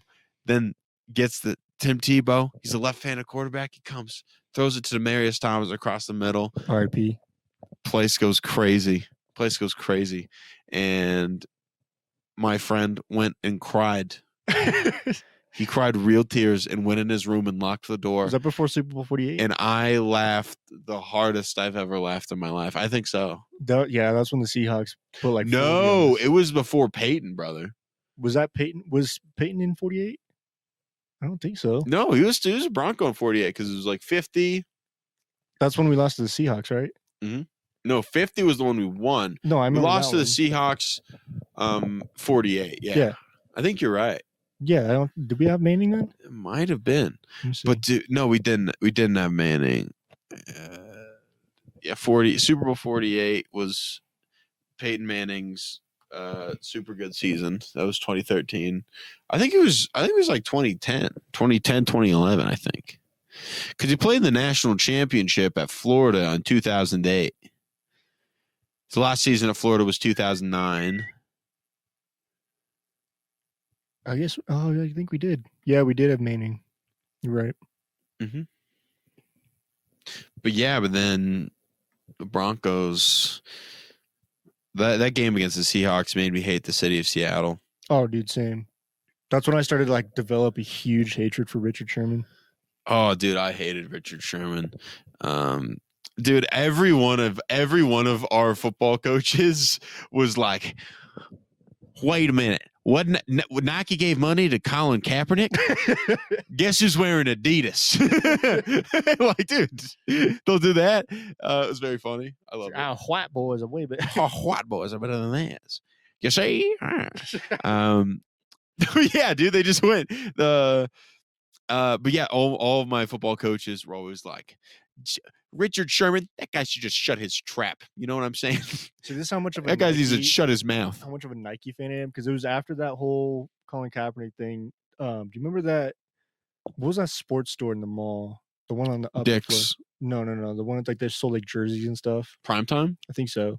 But they're selling their Nike stuff for 50% off because they're like, we just got to get rid of it. So me and my mom were like, 50% off, you say? dude. So I went and balled out. I got me a Von Miller jersey.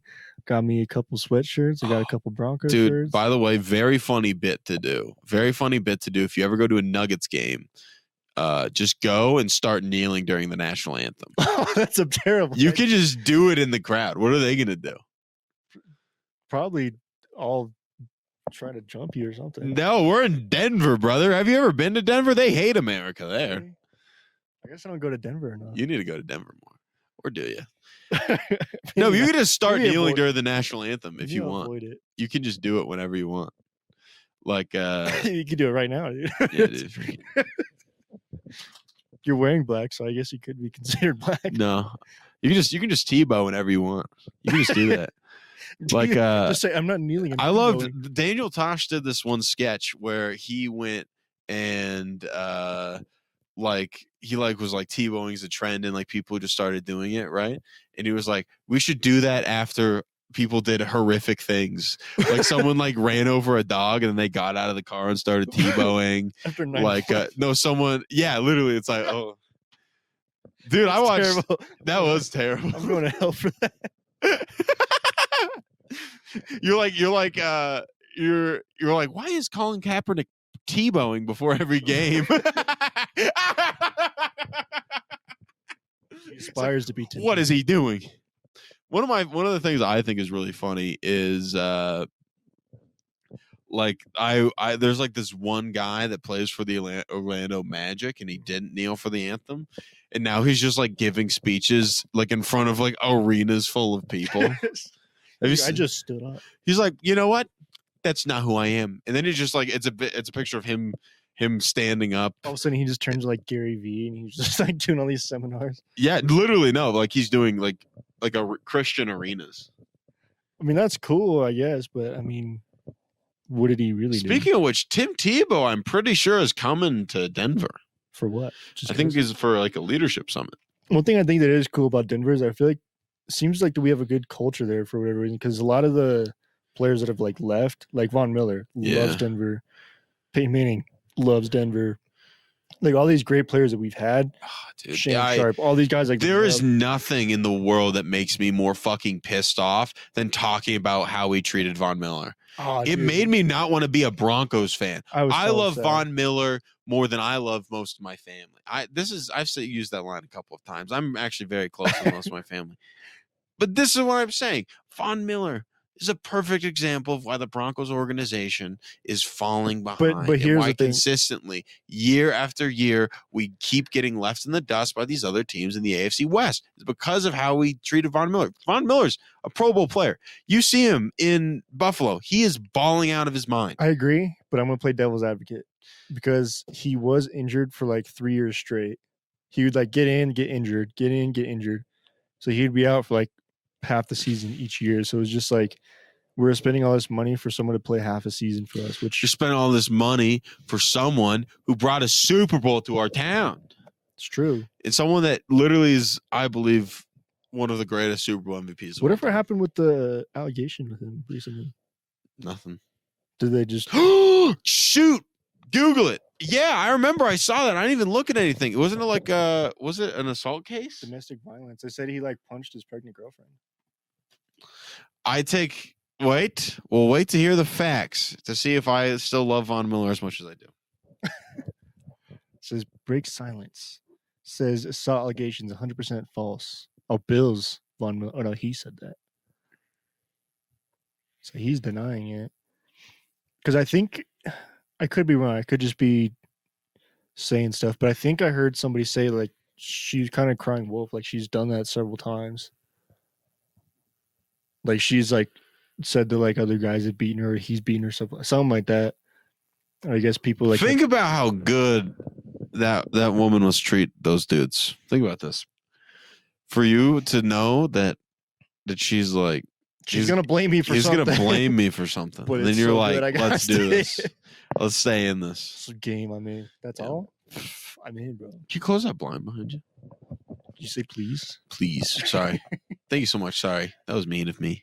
Speaking of Broncos, let's whip this out. Oh, the face mask fell off. Oh, you broke it. No, it's 3D printed, and my friend Jordan 3D printed it, and then the other part broke. But yeah, man, like I love the Broncos so much. Because I remember when that first allegation happened, I was like, not the first one, but this one, I was like, I don't know. Because Vaughn would never. I was like, dude, that's Von Miller. Like, I feel like, I mean, you could always, judge a book by its cover and say, dude, that I remember wrong, that video of him crying, driving away from the Broncos. I felt so bad, bro. At that point, I was like, can you pull it up? Is that possible? Von Miller.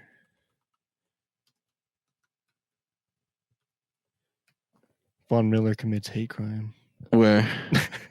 Nothing. Is that the Google searches? No. I just got to run and use the restroom. Cool.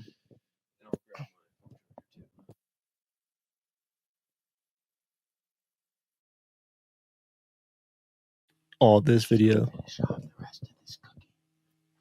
Bet you do really good on Grinder. Yeah, it's not even pour the milk. This is my favorite. This is the highlight of it.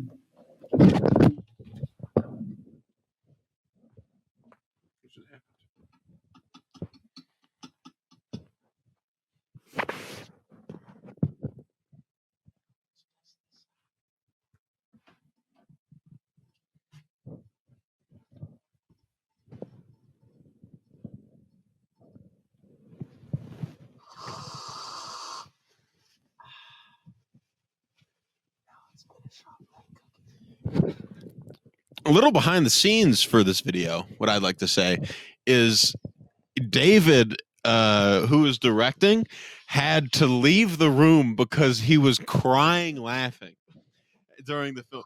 This is the highlight. So I just start slurping.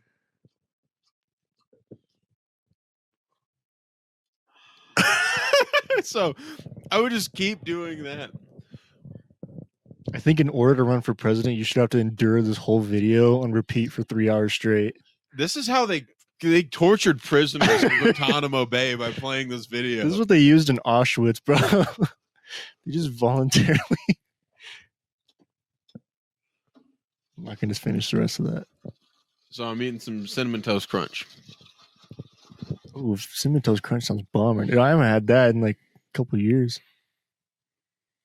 It's pretty good. Just like shoveling it in your mouth. I'm just shoveling Captain Crunch into my mouth. Not Captain Crunch, Cinnamon Toast Crunch.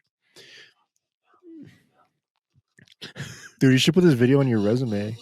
This is one of the greatest pieces of art ever created. This is better than Leonardo da Vinci. This is my Runaway by Kanye West. This is your Mona Lisa.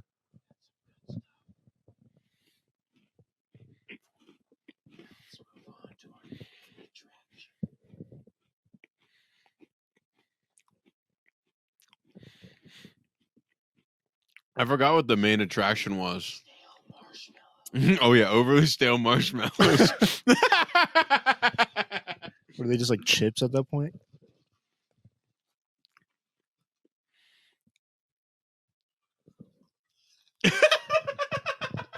If you guys can't hear that, it is so loud. If you can turn the volume up on the TV, it's the it's the third button from the top, I think. So start from the top and go 3 down. Oh, you just spilled your milk. Oh. Dude, you better start crying. You just spilled your milk, bro. You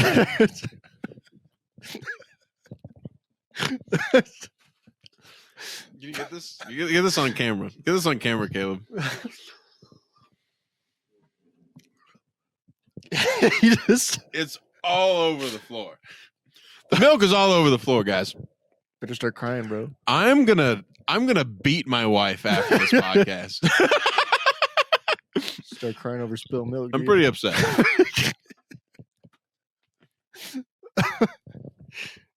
Yeah, that's a pretty big bummer. I should have realized this was a bad move. You should have put it on that perfectly good table right there. I didn't want to ruin the audience experience of watching that video. This video is just Jason objectifying himself the whole time. It's literally just, this is, I believe, a very meta podcast, I think, because you forget that the person you're listening to is a real person, like in a real situation. And we got to bring the audience into the present moment of me kicking the chocolate milk down onto the floor that's full of, yeah, that's a lot of chocolate milk. And it's very thick. It is a I very, think that was the highest thing I've ever heard somebody say. it is very thick chocolate milk. No, you're talking about the meta or whatever. This is very meta, I would say. I believe we're in the metaverse right now. What are the odds I use this entire roll of paper towels on this podcast? Let's get this on the camera too. Yeah. Okay. Get it down. You gotta get the cleaning process, dude. All right. Document the Here's process. what we're doing. This is the behind the scenes, by the way. Behind the scenes. This is how you get famous. This is how we get famous. Do you think Matt Rife ever spilt milk on his podcast? I bet he did. It looks like I just spilt mud on the ground. You just shat, dude.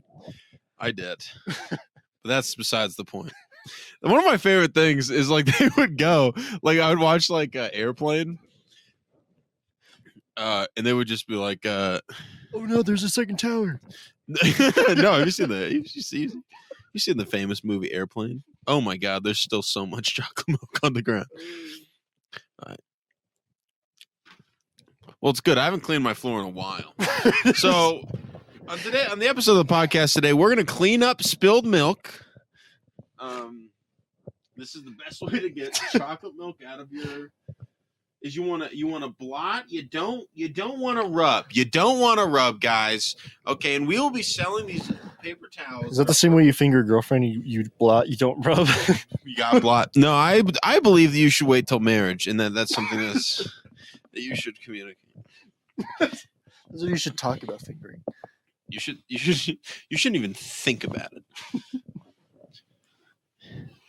Oh man. Well, I only use one sec, where's the paper towels?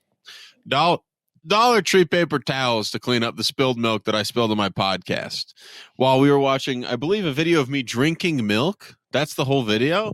I thought that was a really funny thing to do, by the way. It was I live life. He's like, I do it best. I do it best when it's the friends you make along the way. Yeah. But man, guys, what I'm here to talk about is the new year, though. That's what I'm here to talk about, team. My New Year's resolution is to invent a cup that never spills. That's my New Year's resolution. I'm pretty sure that's the thing. It's called having a lid. Boom. I already did my New Year's resolution. So this entire year is a wash. So, nah. Okay. Back to square one. Yeah, man. This is what I have to say, guys. The new year is a new opportunity to start anew, try new things, and have new experiences. And don't try to cling on to the past or your mistakes of the last year. Just move on and start anew. Realize that every year is a new opportunity to improve yourself, but also don't wait till the end of the year to try to improve yourself. Give yourself time during the year to have like a monthly accountability check with yourself and see what you can do better. You know, man? We should put intense motivational music over that. Also, if you ever shit your pants, just put them in the toilet and walk away. So you're just gonna walk out of the store, yeah, with no pants on. Yeah, man. If you just walk with enough confidence, no one's gonna question you. How do I know this? Ask the Target employees of store number 407. Am I right? Am I right, ladies? You're good cookies, man. I'm about halfway done. You're gonna crush that whole box? Mm-hmm. Let me get another one of those. Get over here. Trash can right there. Yeah, nice. What kind of cookie do you want? Whatever that is. Yeah, this is chocolate chip, I'm pretty sure. Is that white chocolate? These are good these are good things. You know they're good when they got that like fluff on it. They got that. And they got that freaking little tumor. I love a cookie with a tumor. I like my cookies. I would like my women with breast cancer.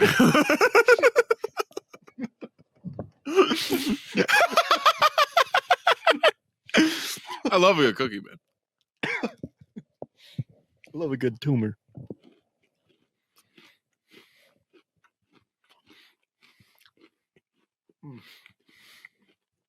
Did your mom make these? Mm-mm.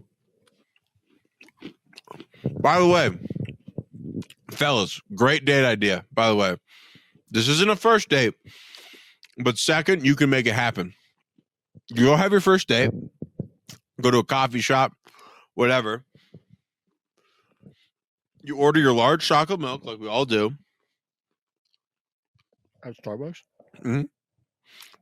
By the way, Dutch Bros chocolate milk, the best of all time. Dude, ever had the 911? What's that? It's just like a regular coffee, but it's got 6 shots of espresso in it. That's my go-to. If I'm really down bad, I need a little pick me up. Yeah, you literally just do. It feels probably the same. Yeah, I would imagine. I've never done, but I feel like that's what it feels like. From everybody that I know that's done it, they describe it as that. Yeah, because you're just like wired. Yeah, dude. It's like you just can't like stop. Like your heart's beating really fast. Like you can't like stand still. Probably really good in a fight. You know. Yeah. It's always really funny. They talk about Lawrence Taylor. He was the middle linebacker for the New York Giants. He was addicted to crack while he was playing. I thought they'd like drug tested you.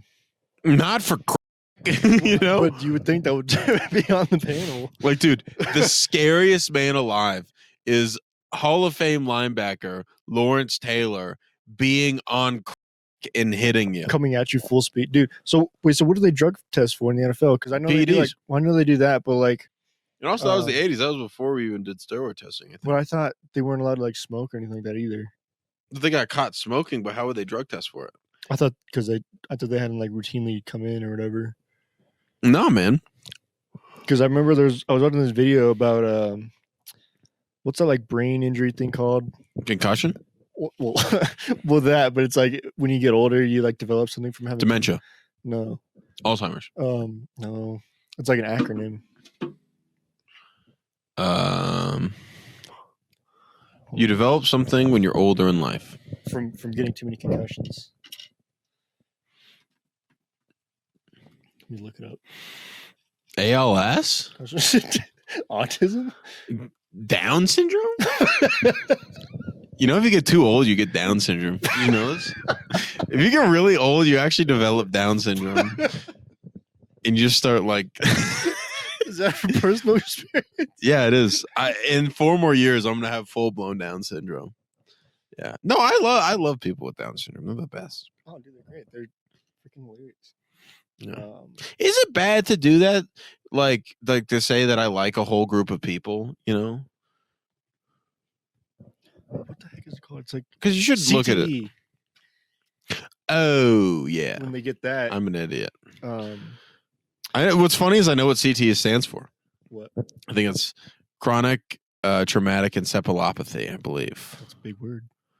A lot of big words. I might have fucked that up and just said it with enough swag. Let me see. What does CTE mean? You are not the father.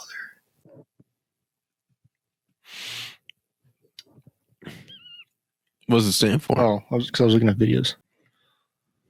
Yep, you're right. Chronic traumatic encephalopathy. Holy shit, dude! I'm a genius. Take that. I didn't even go to college. Me and Kaleb didn't go to college. We came right here, right now. That's where we went to. Look how great we're doing. Yeah, I made this TikTok today, and I said, like, you can just say, when someone asks you if you went to college, you can be like, oh yeah, I went to Stanford. Like, because the thing is, like, I literally went to Stanford. I was on the campus. I never attended classes or did anything, but I can say, oh yeah, I went to Stanford. Technically, you could say that with anything because it's like, what did you study? They never specified what did you study at Stanford. So yeah, what do I study? I study female body inspector. FBI. FBI, dude. Study women. That's pretty good. It's funny that it scans in American Dad. You ever watch that episode? It's like Steve Stan has it's Steve. He has an ID that says female body inspector. Oh, yeah. And then he gives it to the girl. She's like, I'm not falling for that. And then she scans it like in her thing to see if someone's 21. She's like, well, I guess. So it's pretty funny. I would say, I just started. I'm going to talk about this. I just started watching Reacher on Amazon Prime. Rules. I'm a big fan of it. It has the guy that plays Thad in Blue Mountain State in it. Oh yeah. And he plays like a killer. It's super dope. Do the old oil change, dude. Just the stud. Yeah, man. Is that the one with the oil change? Yeah, oil changes Blue Mountain State. And it was so Thad and him, and now he's like it's like a serious role. And he's just so ripped. Like that's what I want to look like. Pull Jack it up. Reacher? Wait, what's it? I'll pull it up. It's Alan Ritchson.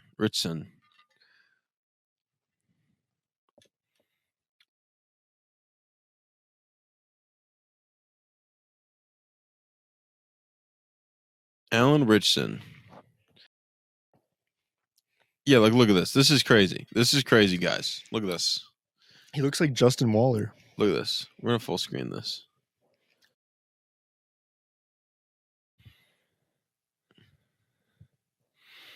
I gotta pull up this picture of Alan Ritchson first.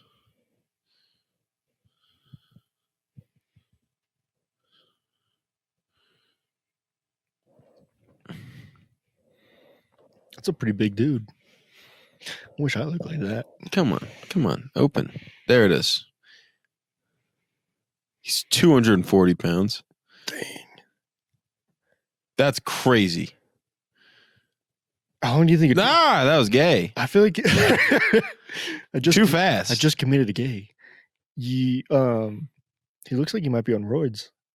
He does. How do you know he would be on roids? Because they always look pumped up. Like they always look like they just finished a workout, even if they didn't. Well, he might have just finished a like- workout. He's holding his shirt in his hand, and it looks like it's wet. Well, in his proportions too. I don't think you can get that big naturally. I'm sure you could, but that's not very likely. Yeah. I don't know if he's on roids. More Plates, More Dates probably did a video on it. Oh, Derek. Yeah. You got some good stuff. I bet you, do you ever watch Greg Duchette? Yeah. He always does like the thing. He always accuses like people who are natural of being on steroids. Yeah. And like the people on steroids, he thinks they're natural. That's weird. He kept Why would you going up- lie about being on steroids? I think it's like they don't want other people to like think it's like okay, so they just kind of like throw it under the rug. Mm. Like they try to beat around the bush as much as possible with the subject, is what it seems like. Because they don't want to like say steroids are good, you know? They're just like, I'm on them. If you want to look like me, you got to do drugs. Mm-hmm. Why would you? I just don't understand why you would accuse someone that's.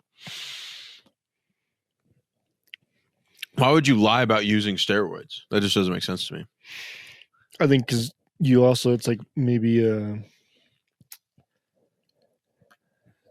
like a self-confidence thing. Like you don't want people to think like you couldn't do it without help.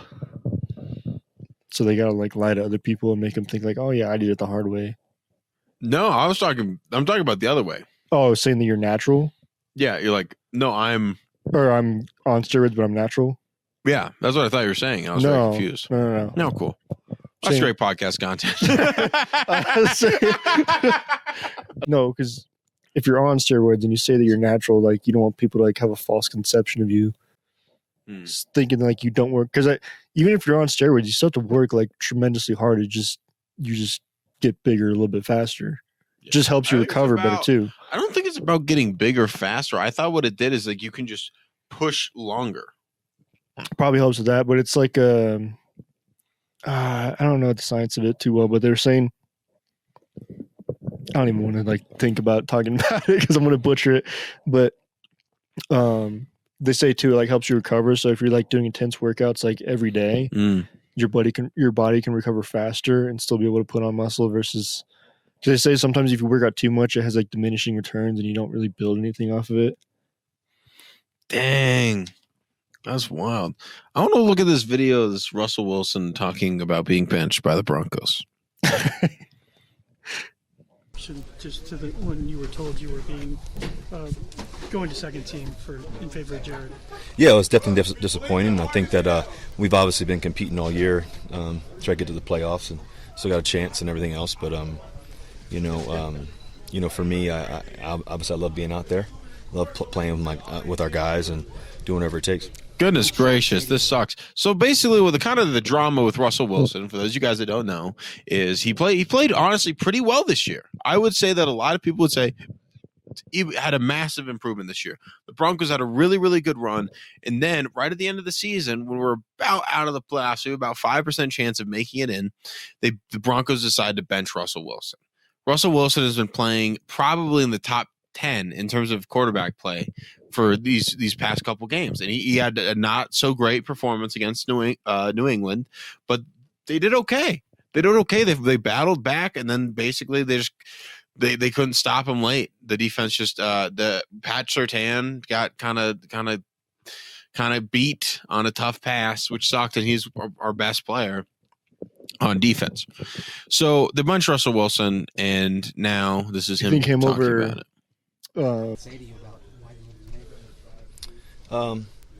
It's been a process.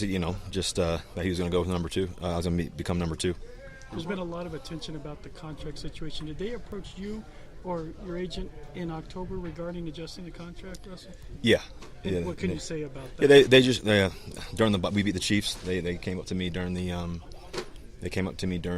bye week, and beginning of the bye week on Monday or Tuesday, and they told me that if I didn't change my contract, my injury guarantee, that I'd be I'd be benched for the rest of the year, and I think we had 9 games left or so. I was definitely disappointed about it, and it was a process throughout the whole week, for a whole bye week, and we just came off beating the Chiefs, played a pretty good game against the Chiefs. We just came off of that, so I was excited, obviously, for us fighting for the playoffs and get on a hot streak, and and then NFLPA and NFL got involved or whatever, I think, but at some point, but I think for me, I came here to play here, to win. I knew it was going to be a process to. That sucks. That was after the Chiefs? After the Chiefs? So that's when they negotiated. That's when they said you are going to get benched for the last 2 games of the season unless you waive your contract. What do you mean waive? Waive your guarantee. So they don't have to pay him if they get rid of him? So it wasn't even bench based off performance then. It was bench Based off of money. Huh. I can't believe that. That's horseshit. That's kind of slimy that they That's can do so. that, bro. Why did you do that, Denver? Well, because think about that. Like, if you had like a regular job and they did something like that, like that's kind of messed up. Well, it'd be like you get to keep the same amount of money, but you're not guaranteed money after you leave. yeah, Like basically, like saying you're not guaranteed a retirement after you leave. yeah, man. No, but I think what the comparison is that if he would have got hurt in these last 2 games, they would have had to pay his whole contract because he had an injury guarantee. But I'm saying, like, what if they cut him, they still owe him money? So is that what they were trying to waive? Is like if they get rid of him, like if they don't have to stick with him throughout his whole contract, then they don't. Someone else can come in and buy the other part of that contract. So that's what they were trying to get him to do. Yeah. Like you would sell the contract to another team. Right. That's what you would do. And then who would buy that contract if Russell Wilson gets hurt? So that's what they were thinking. But that sucks. That makes you really mad. So they're just assuming he was going to get hurt then, right? They were assuming that, first of all, they weren't going to make the playoffs, and they're assuming that he's not going to be better. That sucks, man. It just goes back to Oh, look at that. Now this is what I call podcasting. This is pretty gay. This is what I call podcasting. Wow. He's got like a butthole in the middle. Like of the okay. Look at this guy. Okay, everybody. Here's everyone at home. Look at this picture of Alan Richardson. Okay. Now we're gonna pull up the sexiest man alive. Sexiest man alive. Elon Musk. Alive. What was it? 2023. Sexiest Man Alive 2023 finalists. Okay. Finalists for Sexiest Man Alive. Pedro Pascal. Somebody said I look like Pedro Pascal. Is that a compliment then? Ready for this? Are you ready to see these finalists?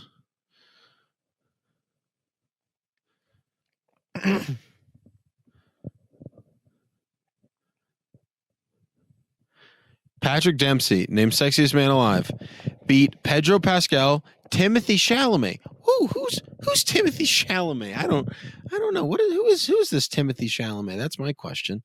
Who knows? From American French actor. Let's see what makes this guy so sexy. He looks like a boy. A young boy. Feels like. Do you understand? This boy, he looks like he's 14 years old.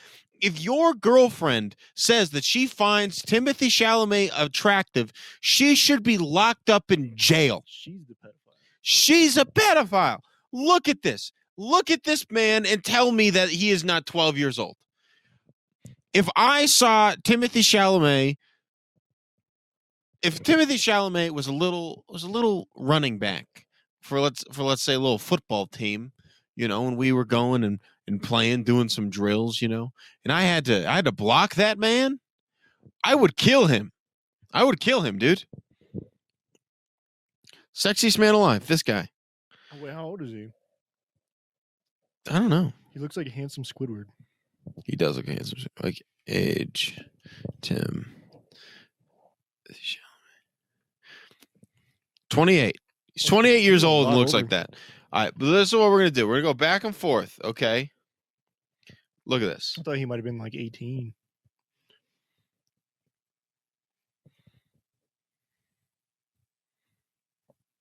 Whoa. But I just want to go back and forth real quick. He's in Wonka? What the hell? Is he Willie? Is he in a dress? Oh, looks like his girl. Oh, what is that? I don't like it when guys dress like this. Does that make me homophobic? Did you see Young Thug wearing a dress? Yo, good for him. That's tight. It was actually one of his album covers.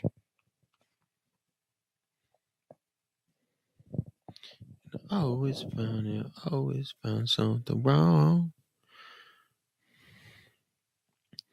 Actor known for his fashion-forward choices. All right, so look at this guy. Look at this guy. Now, look at this guy.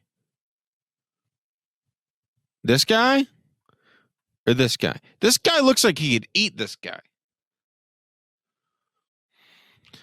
And these people, the guy, Timothy Chalamet, the Alan Richardson wasn't even a finalist.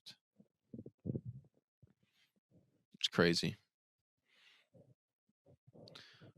Makes me mad. I don't know why. I don't know why girls think she's attractive. I think girls, if your girlfriend likes Timothy Chalamet, that means that she likes to be the dominant one. Timothy Chalamet looks like someone that a lady can dominate and shove around.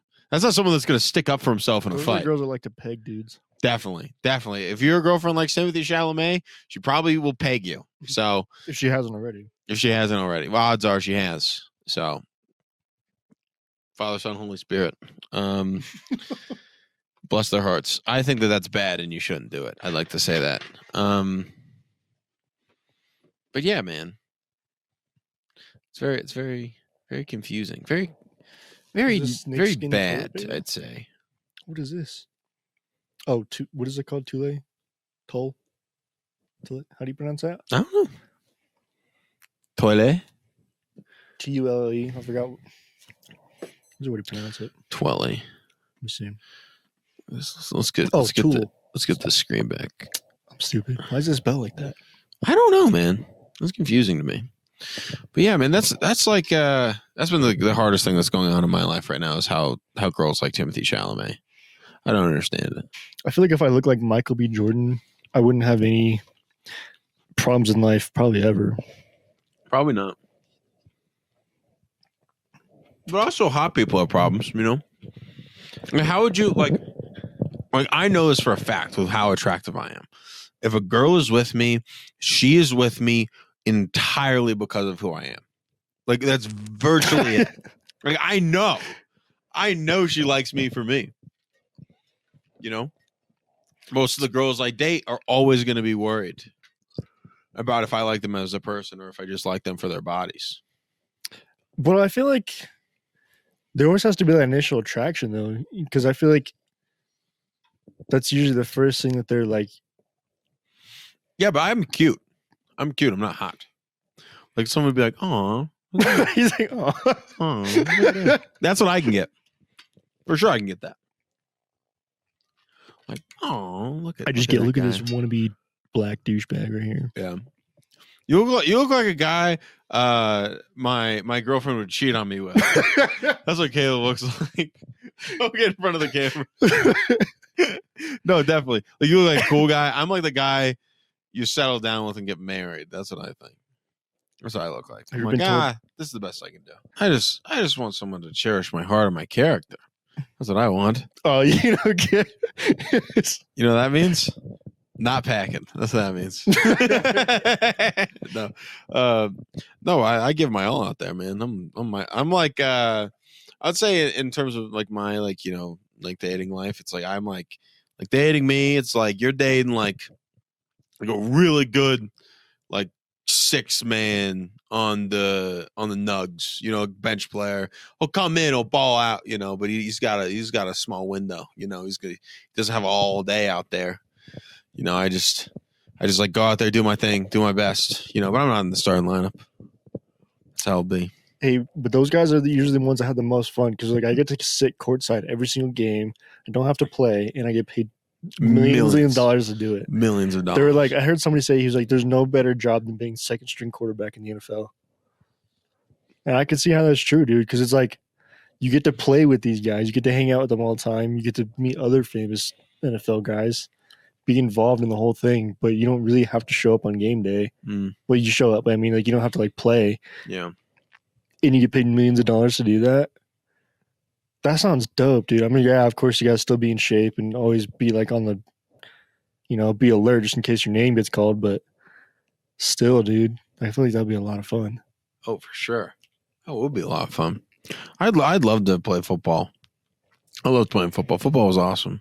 Dude, do you ever think about it? Yeah, I do. Sometimes I still go back and watch my highlights. I do. That's always. I usually do that on dates. Really? I'll be on You're a one of date. those guys. I'll be on a day. I'll Dude, be like, "Hey, you want to check this out?" They always Just hold up my phone. They make fun of that all the time on TikTok, bro. You should probably stop doing that Yeah, dude, it's funny. because it's like a normal thing. I'm doing a bit. I don't actually. Yeah, it's like me on a date. I'm like, check out this huddle highlight. check out this huddle highlight. I'll do that to a girlfriend. I I'll say do if that. to a girlfriend, I will, but like not to like a first date. You like show their parents, like, look how good I was in high school. Look how awesome I was at football. You see my swag out there. Look at my swag. Oh, look at this touchdown. Were you one of those guys that wore the towel too? What towel? You know, like the towel you like put like in your back No, pocket. I never did that. I was always one of those douchebags. I was an arm sleeve douchebag. Dude, I should have worn arm sleeve. Dude, I gotta show you this. Look at this turf burn.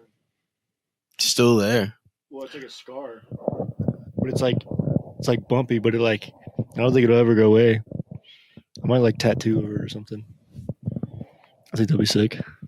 I would be sick, dude. So if you had to get a different tattoo, like if you had to get another tattoo after that cowboy, I do like that. I do like a bowl. I'll try to see if I can. Let's look at some tattoo ideas. there was I forgot there was this AI thing you can look up, but you like put a prompt into it and it'll Oh like, yeah, make a tattoo for you. AI tattoo generator. Whoa, this is sick, dude. Yes, you like tell it what you want it to look like and what style, and then it'll just like make you one. And then you could probably take it to like an artist, and they can.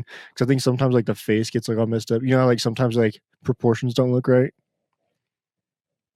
So you take it to an artist, and they'll take that style, and then they'll just make it better. What are you typing in? Cowboy riding You could do skeleton cowboy. bull with gun. What you got to put what style too? Realistic, pop art. Oh, there we go. That's pretty cool. Something like that. That looks sick. Yeah, but I get something like that. I don't know what else I'd get. To be honest, I don't know. I think I'd get. Let's see what your search history is all about. Leg raises. Hard times pedestal squat toilet. Looking up squatty potties, dude. No, it's the pedestal squat toilet. It's like this. So I squat on the toilet. Like I do this. Like you don't. Like I do this to regular toilets, by the way. Like any toilet for me is a pedestal squat toilet. Like this is me on the toilet. Like, dude, remember when you were talking to Lou about that girl walking in on you, wiping your ass? yeah. What if you were sitting like that? Dude, what's worse? You wiping your ass or her catching you sitting like that? I stood up from standing like that. Just a straight shot like of your Georgia taint. was like, I was talking with another comedian and she was like, I don't understand why you stood up. And I was like, well, I squat on the toilet like this. Like I do what this guy's doing. That's how I go to the bathroom. Do they say that's better for you? See? They see like squatting on toilet. See, they got it backwards. They said squatting. Ooh, solved. What the fuck? This is an Airbnb article. No way. No way. Dude, you should look up that. Oh my God. Thank goodness we kept doing the podcast. Holy shit. This is a real, legit conversation on an Airbnb host support group on Airbnb's official website, communitywithairbnb.com. Okay. This is the article. Squatting on toilet seat? This is a bit gross. Sorry. Answered. I am a new host and would appreciate help understanding a cultural difference and how I can manage this. I recently had guests from China and from the unfortunate liquid fecal remains left all over the toilet, including the underside of the toilet seat cover lead along the side of the toilet paper roll next to the toilet. Appeared to me that at least one guest has squatted on the toilet seat instead of sitting on it, which allowed diarrhea to spray so far outside of the toilet bowl. I live near Yellowstone National Park and have noticed every bathroom has a sign graphically advising all users to not squat on the toilet seat, but to sit directly on it or hover over it if someone does not want to make contact with it. I did not understand it at first, but clearly there are cultures in which squatting on the toilet is normal. Does anyone know if this is specific to China or are there other countries and cultures where this is a normal practice? This person... What? Sounds like a normal thing people are doing. They're just like spraying diarrhea all over your Airbnb and then not cleaning it up. That's disgusting, dude. Go in the shower at that dude. point. No, this is what's so funny is one of the questions she asked was, do only Chinese people spray diarrhea on your walls? That is that's what she just asked. And or she's like, or is there other countries I need to worry about? Is that racist? Like she's just gonna start declining Asian people staying in her Airbnb. Bro, this is so bad. That is a thing though, because they do. It's called the Asian squat, or what do they call it? The kimchi squat, I think is what it's called. Because they like, you know how kimchi squat, the pedestal squat toilet. Yeah. No, but I'm saying like that's just how they sit in general. Yeah, that's how all the rest of the world goes to the bathroom. America's just so fat. Yeah. That, like some people aren't going to be able to do this. Yeah. So and they see we're the superior. This is the end of the thing. I'm considering putting up a sign like the one I saw in Yellowstone on the underside of my toilet lid. Only when I have guests from China or other countries. So she's just going to look for Chinese people and then do this only if them. If I were a traveler and was doing something that created a problem for my host, I would certainly want to know about it. Aren't Chinese people usually clean freaks though? I feel like they would like want to clean that up. All right, let's go to the best answer. Unless they're just like, it's not mine, so I'm not. What's the best answer? Okay, what's the answer? What's the answer? One answer from Sophia. There's only one person who saw this. Please note that this content has been archived. Oh, there we go. The replies. Okay. Hi, Lori. To accommodate the great chasm between cultures, have a squatty potty or chanty. Us Scots call it in your toilet area. Sorry, I know it's flippant, but it's like, oh my God. So this person's Scottish. To accommodate this great chasm between cultures, have a party shanty, as I call it, in your toilet area. Sorry, I know it's flippant, but really, but some chav Brits are going abroad expecting to eat nothing but fried bacon, eggs and chips with HP sauce, then saying, when in Rome, do as the Romans do, instantly comes to mind. I don't know what this is. That was like Australian and like I'm trying to sound like Shrek. I can't do it. he's Scottish or like Irish. I'll just do Trump. As well as It's Trump talking about squatty potties. these squatty potties, what are these people even doing? I opened up my Airbnb and they came in, they sprayed diarrhea all over the wall. I said, we want to build the wall, not shit on it. I told these people, this is my Airbnb. I do whatever the hell I want. I'm the host. I own the property. And these people, they're coming in from China. And they're going and they're shitting on the walls. I walked in the bathroom. It looked like a kamikaze in there. You know how the Chinese are in their Airbnbs. You said it looked like the boy. Should I just ban the Chinese people from my Airbnb? I think we should. I think we should keep the immigrants out of my Airbnb. We're going to build a wall around my Airbnb and we're not going to let anybody in there. This is my Airbnb. Their diarrhea is going to be cleaned up. It's so funny that this lady just did that. I can't believe that. That's the funniest thing of all time. Like, how often does that happen, bro? Like this. Boom. Look at this. All right. Didn't know squat. ChinaDaily.com. Are you noticing a pattern? ChinaDaily.com. This is the article we're reading. You don't know squat. This is exactly why Trump hates Chinese people. It's because Trump can't do that. He's just jealous. Trump's butt's too big. So they hate us because they ain't us. Yeah, dude. It says the Beijing resident says it's risky to have skin contact not only with the public toilet but also potentially foul water that can splash up from the bowl. COVID came from where you live. But where's the logic in that though? Because okay, so think about this. So it's like, where would you rather have dirty stuff, on your ass or on your feet? Well, and their argument is that you should have it on your feet. Well, I guess they don't wear shoes. But inside, dude, this is my thing. If you're this is what I will say. So in any of these bathrooms in India are like, because I have to get completely naked whenever I take a shit. Even in Walmart, because I have to take my shoes and socks off in the Walmart bathroom in order to use it. I go into Walmart. Okay, let's open up this image real quick. This is me in the Walmart bathroom, just sitting directly on. Okay, so imagine seeing naked this Jason. Me. I'm naked. This is me naked. I do this when I'm naked. Okay. This is me when I'm completely naked in the Walmart handicap stall most of the time. What if it's like one of those ones at Home Depot they just have out in the middle of the floor? This time I'm just sitting completely naked. Just one of those.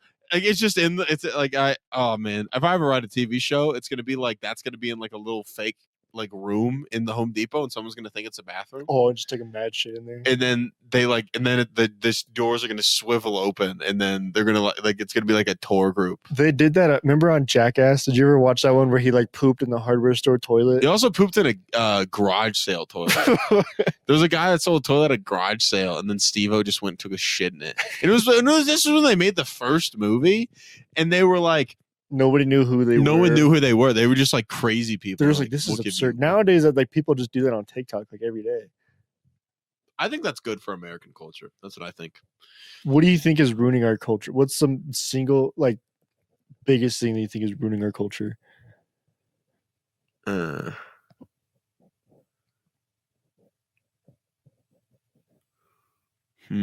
a tough question.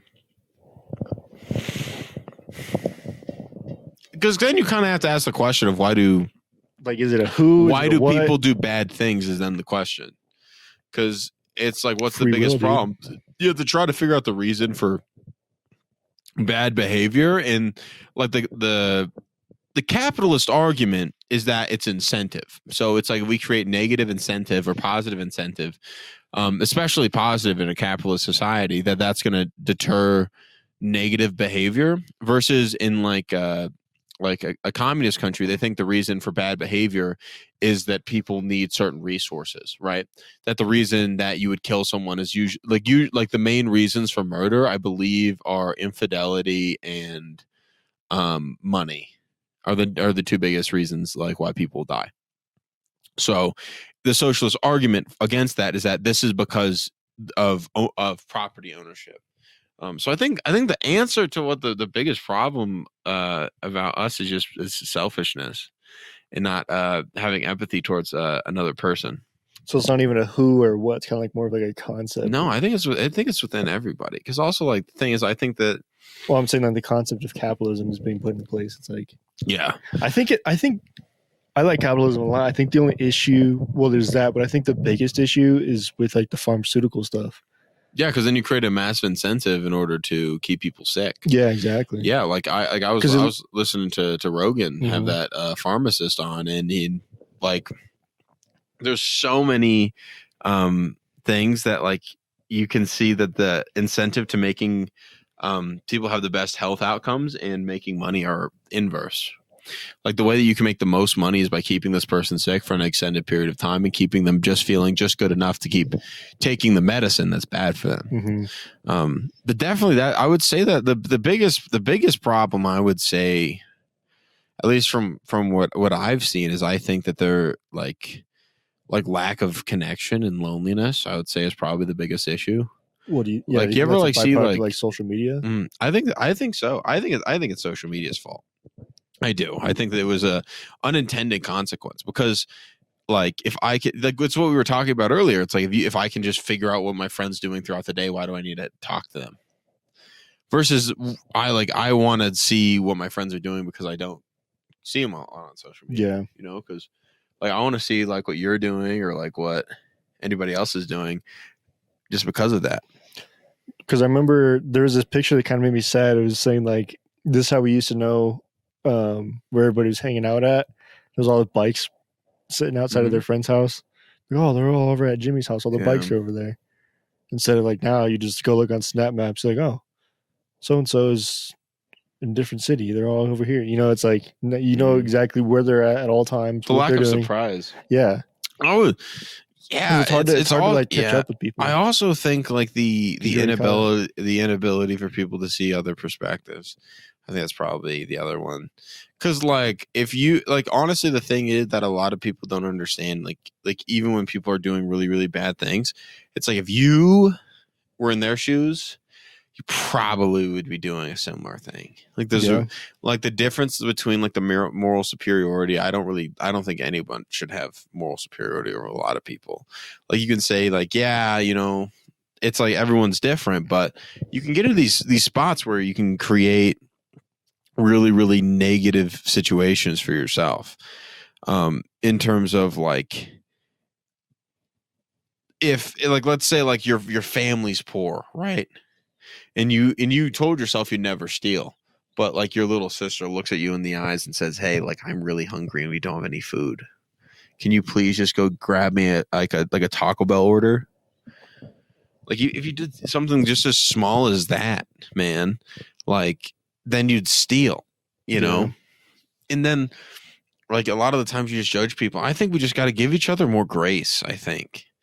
Like, I think, like, also, like, with, like, cancel culture and stuff, I think, like, you know, for, like sexual assault and, like, stuff like that, like, there's definitely a difference. But I think for things that people say, if they apologize, I think we just move on. I just don't like the censorship either because, like, I understand why they do it. But then it's also like, that's how people start to lose trust in the government. It's like if your goal is to have them put their entire trust in you, you should be as transparent as possible with them, you know, because that way they can see the good and the bad, and they kind of see the humanity in it versus just like this big machine that takes all of our money. Yeah, that's because government is not really people; it's an idea. Yeah. Yeah, I definitely think government is just like it's like a appeal to authority a lot of the time. Yeah. Like when people like say like, oh, we should trust them. They're in the government. Right. Like I remember when like my mom was like raising me, she'd be like, hey, if you're ever in trouble, you can go to a police officer and they'll take care of you. Yeah. But then the thing is that there is bad police officers. Like that's an objective fact. Like there is like situations where you can be put in a more dangerous situation. Well, I think that's the thing too with the media is they blast all the negative stuff on, all these news outlets on every social media platform. They only blast like the negative stuff about good people and make those good people look bad. Because I feel like with the right narrative, they're like cherry picking all this information. They're like, oh, this is a terrible person because he did this, and that. It was bad, but they don't shine a light on all the good things that person has done. Mm-hmm. Yeah, definitely. And I think that I would say also the lack of lack of hopelessness. There's my answer. Yeah, I would say hopelessness is what's creating most of the America's problems. I think it's that when you don't see a route to a better future and a better humanity, that's bad. Like I remember I was talking with this one girl and I asked her if she like wanted to have kids and she was like, I don't really care. I don't really want to have kids. Like the humans are destroying the planet anyway. And she's one of those. And I was just like that. Imagine having to walk around and think like that every day with that humanity is not worth it. Like that's just such a crazy thing to see to me, and like the thing is like what I thought about is imagine what that person has gone through in order to get to that logical conclusion. You also like the pain that person's experienced in order to lose faith in humanity, because that's what happens. So that's losing faith in humanity, and that the things are going to eventually get better, and I think they will. Well, that's what I'm saying. I think that's why we got to keep making more, because it's like you want to hope you instill. I think that's the kind of goal of each person, is like instill the best of you into the next generation. And then you try to keep the bad out. Yeah. I mean, obviously that's very difficult to do and nearly impossible with how many people there are and everybody having differing opinions. But I think it's like at the end of the day, we all have like a goal, and that goal seems to be just to have the best life possible. But that best life looks very different for 8 billion people. Like me right now, I'm doing better than probably 8 billion. Like how many people are in the world? 9? I think it just crossed 8 billion. 8 billion. Yeah, man. Like I would say probably I'm in the top billion people in the world in terms of how happy they are. Exactly. Yeah. But that's the thing, is like some people, like happiness is also defined as a different thing too. Like some people making a boatload of money, that's their happiness. Other people, it's living on a secluded island with just them and their family, living off the earth. It's like who's happier? You ever see like the happiness study? It's like the happiest places on earth. Mm-mm. Yeah, like it was like some random Africa. It wasn't an African village. It was some random island in the middle of nowhere that was the happiest. It was like the happiest people. And no, but yeah, like I definitely think hopelessness and like that is what makes you make poor choices. And like I think that hopelessness also means that you're not anchored on something greater than yourself. Because if there's something greater than you, is that you believe that there's a plan and things are going to eventually make sense. Things are eventually going to make sense if you do X, Y, and Z. Like that's how do you measure happiness? I think you measure, like I think how they measured happiness was just like how happy people said they were. Well, I know, but I could say I'm the happiest person on earth, and that doesn't mean it's true. Yeah, but also if you have a large enough sample size, I think people like wouldn't lie. How do you? Is it based off like dopamine levels? I don't know, man.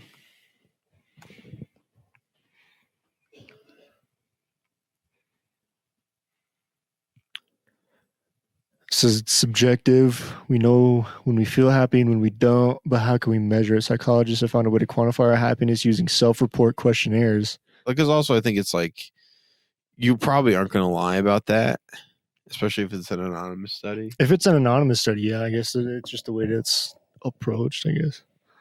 Yeah. What would you rate your happiness right now? On a scale of like 1 in 100, 1 in 100, probably a 70. 70. Yeah. What do you think would make it better? Girl. Probably girl. And So if you got the girl, then what would have to qualify her to be your girl in the first part? dude, just someone that I like being around, someone that I like seeing every day, and have that sort of person that you can like be on the team with. But what makes somebody like likable to be around for you? I don't know. I think sense of humor, just personality. Like you kind of can know sense of humor, which means they think that I'm funny. That's like the number one thing that I think. I just want to make sure they think I'm funny. That's all that I care about. I don't care about anybody else. Like it's just like stuff like that, and like people that you just like genuinely like being around. Yeah, I think that's what that would be. What about you? Oh man, I don't know. I really want to start a business, dude. I think you should. I think that's what will make me, because it's just like it gives you a goal. Like it gives you, at least for me. That's why I didn't go to college, because like I want to Do something interesting. I know I want to work for myself. I just don't know what. So that I don't know. You're I think, a great self-starter. I'll say that. Thanks, Like, man. just like you take initiative on things, like that is, you're going to be very, very valuable to anyone. I just think that like it gives you a sense of purpose. Because my thought was like having a job didn't seem appealing to me, because it's like you're working. So say like you work like a corporate job. Nothing against corporate jobs, but the way it seems to work is like, say you start working there right out of college, whatever, you're 24, 25, whatever, give or take, and then you start at the very bottom, start at the very bottom of the total poll, and then you work your way up. But it's like the whole time. So like to get a promotion, it'll take you several years, whatever, and then you go up and up and up, and then eventually you're at the top, or you're also 60. At that point, you've worked your whole life for somebody else who you don't really care about, and getting paid pennies on the dollar compared to what they're getting paid. Yeah. So You're working hard for somebody else's that dream. it's risk. Yeah. That's the big part about starting business that's really hard. It's a lot of risk, and you have to be very, very good. Like I think in order to like run a successful business, you have to be extremely paranoid, and I am not paranoid. I'm not paranoid at all. I probably got to get extremely paranoid. Well, that's good. Dude, I think my mom made me paranoid. Dude, I tell you what. So on Christmas Day, dude, Yeah. I woke up Like this Christmas. like a couple days ago. I was laying in bed, hadn't even woken up yet. My mom comes in my room to let the dog out, and she comes up to me. She's like, "Merry Christmas, son." She's like, "Did you see this shooting that just happened?" I was like, "Merry Christmas to you, Mom." I was like, let me wake up before I process a shooting. This just happened. This mass casualty. Like that's what's so funny about like me using my phone first thing in the morning. Like I'll just be like, oh, whoa, 97 dead. Yeah, like, dude. That's how you start your day. That's why social media is so bad. Yeah. It's like because of stuff like that. Like when you do social media, and it's just you're going to be consumed by so much negative stuff. Like it's just overwhelming. That's a terrible way to wake up on a Christmas, dude. Big time. Yeah, man. I don't know. I just think, either running a business I think would be good for me, or honestly starting a family. I feel like those are the two biggest goals in my life right now that I think would add to that. Because I think I want to get my business. I want to get everything just like for myself, like financially, like set to where like when I am ready to settle down, money's not an issue. I could just focus my whole being on my family and all that. Mm. Yeah. Well, the thing is like you have to realize that there's never, like one of the things that my mom told me is that there's never a perfect time to have kids. I definitely think there's wrong times. Definitely. There's definitely bad times, like in high school. Yeah, but in terms of like after you're married, like it doesn't get like, oh, now it's not ideal. Yeah. Like you add a lot of stress to your life, but also you get a lot of really, I think it's the meaning of human existence is to have children. I think so too, because it's like, well, that's the meaning of any living organism ever. Just to pass down information. Is literally just to pass on information, pass down your genetics, and hope that the colony survives. You know. Yeah. It's scary, man. That'd be a very scary thing having kids. You know, like what I think about, like with like parenthood and stuff. Like the big complicated stuff is kind of not so bad. You know, when you get really nervous about like, oh, what if I'm going to be a bad parent? If you're trying your best, you're probably going to be a good parent. Yeah. Like if you like, there's things you can do to like make sure you don't traumatize your kids. Like don't fight in front of them, like you and your Just wife. don't beat them too much. Yeah, no, like definitely, I would say don't hit your kid. I don't know. I'm not a fan of. Just not a lot. Yeah, Just kidding. I don't think you should. Do you think it's okay to spank your kids? I think spanking's fine. I think if you're like punching them or like anything like hitting their face, but I think like spanking, I think is one of those like kind of universal. I think Like it's moral gray. yeah, because it's just like that one's not really that bad because it doesn't really inflict harm, but it's just enough to like kind of show them like, listen, like I mean business when we talk. Like you can't do this, you know. Yeah, and usually when you spank them, it's out of trying to get them not to damage themselves. Exactly. Yeah. Like it's like you, getting like, them I think touch a hot I stove. got like I never got spankings. I think I got spankings when I would like do something really dangerous that could hurt people. They're like, I'm going to inflict pain on you anyways, so you know that hurts. Like you associate that with. Yeah, I don't even remember what the times that why it happened. I don't remember either. I remember, I did, but I didn't. Like not a ton. I think hitting. Like you got spanked if I you think were hitting. I hit my sister or something. I see. I was so much younger than all my siblings. Like if I hit my siblings, it wouldn't affect them. I Yeah. remember one time because my sister went pro in MMA, and I remember Whoa. one time I was like, dude, I was like, I want to see because she's like 5'4", I think. I don't know. She's kind of short compared to me. I was like, I could take her, bro. And I remember we were like grappling in the living room, and she like threw me across the room. I was like, oh man, that was defeating, bro. Yeah, it's like, dude, like they understand how to move their bodies. If you're an MMA fighter, Well, because she started with jiu-jitsu, and dude, she knows how to grapple like no other. jiu-jitsu is awesome. But she used to fight at a elevation. I think it was elevation fight team. It was like one of the top ones in the world. Apparently, I didn't even know about it. That's pretty cool. But like a bunch of like top MMA guys or top UFC guys would train there, and she's friends with several of them.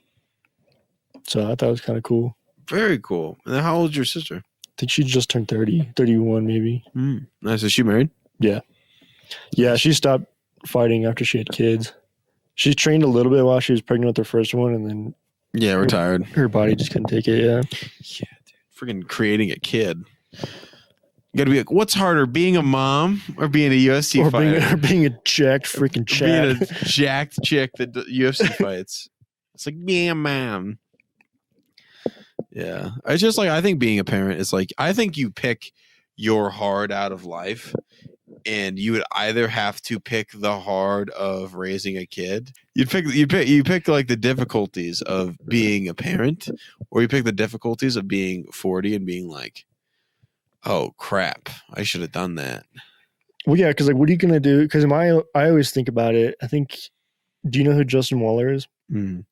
He's this social media guy. He's like, I think he's friends with Tate, but he was saying that he has this thing that he does. Like he'll envision himself as like an 80-year-old sitting in a rocking chair on his porch, thinking back about his life and thinking back about like what he regrets not doing. He says, I want to make sure I don't have any regrets for that guy. Like your 80-year-old self. Yeah. Yeah. Like I think about that with relationships. Cause I think I would regret like not telling someone how I feel. I don't think I would regret loving them, even if it turned out bad. Oh, I don't think there's ever any regrets in terms of relationships. Like I think there's always a lesson. There's definitely regrets in relationships. Like, No, there's I things mean you in think you terms could of do better. In terms of like not regretting,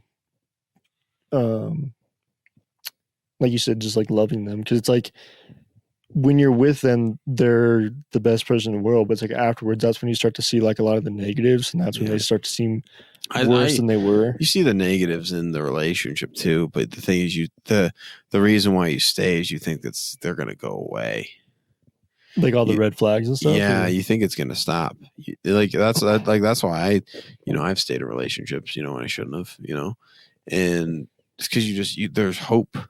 There's a big amount of hope that you have for the person, and you just got to make sure that person is worth being hopeful in, because there is some times where they're not.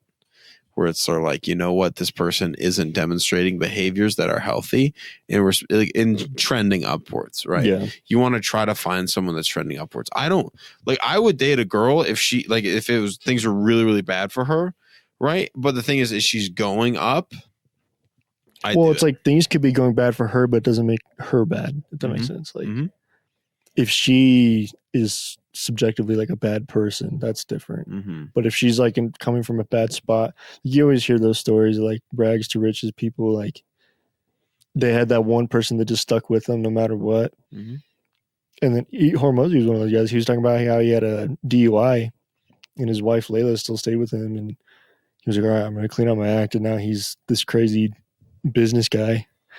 So it's like there's always like that one person that's got to like kind of drag you out the mud. Yeah, my mom was telling me is that there's two kinds of people. Is like you got to figure out if this person is sick or if they're a son of a bitch. Like you think about this, is like, is this person like going through a lot, or are they a bad person? There's a difference. Oh, I see. And also the ability to differentiate that is a very, very hard thing. Yeah, because like I think it's about ownership for negative behavior. Right. If you mess up, like being like, this is me, I'm going to work on this. I'm going to try to fix this. Right. Because I care about you and because I care about me. I want to try to make sure that I'm not going to treat you like this again. Right. Versus if you bring up something they did that hurt you and they're like, this is your fault. Like you shouldn't have done X, Y, and Z, yada, yada, yada. Like, and they don't take ownership for any of their negative behavior, or they jump and escalate the situation.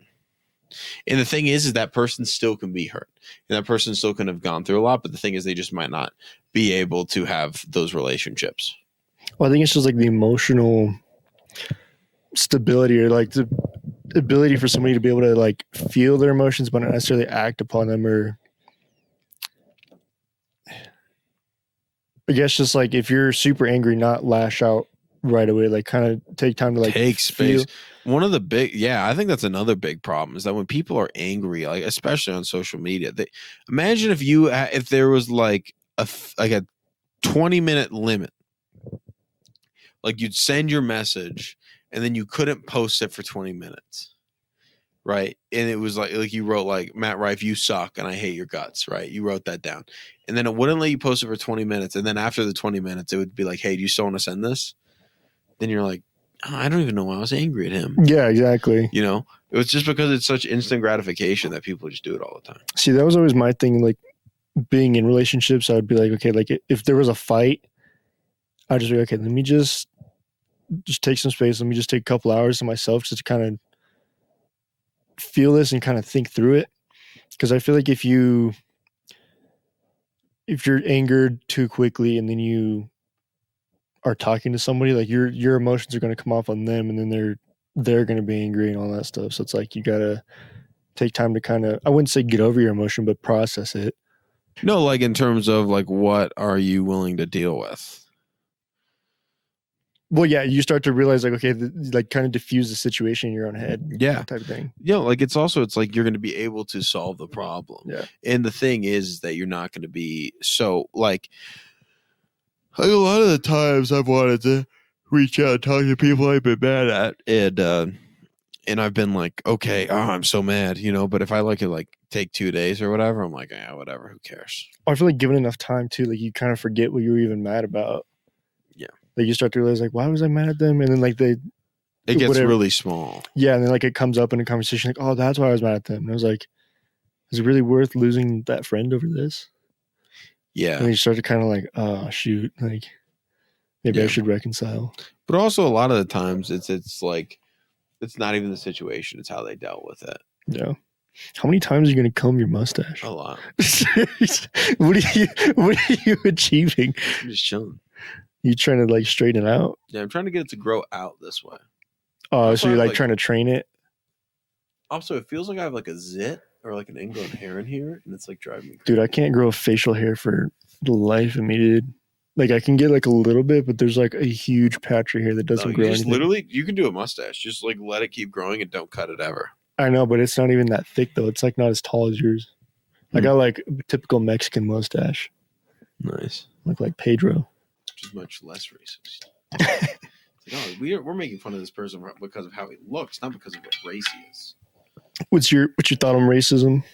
You like it? I think racism is bad. Thank you for watching the podcast, everybody. I don't know. I think we ended up doing like a couple hours. That was pretty sick. I thought we were going to be able to only do like 30 minutes. So this is pretty good. I'm pretty happy about this. Have a great new year. Well, I guess it's going to be posted in the new year. So hope everyone's like working on those New Year's resolutions and everything's going good. Thank y'all. The JJAlexander Show. Jason Alexander, the pinnacle of the male form. JJAlexander.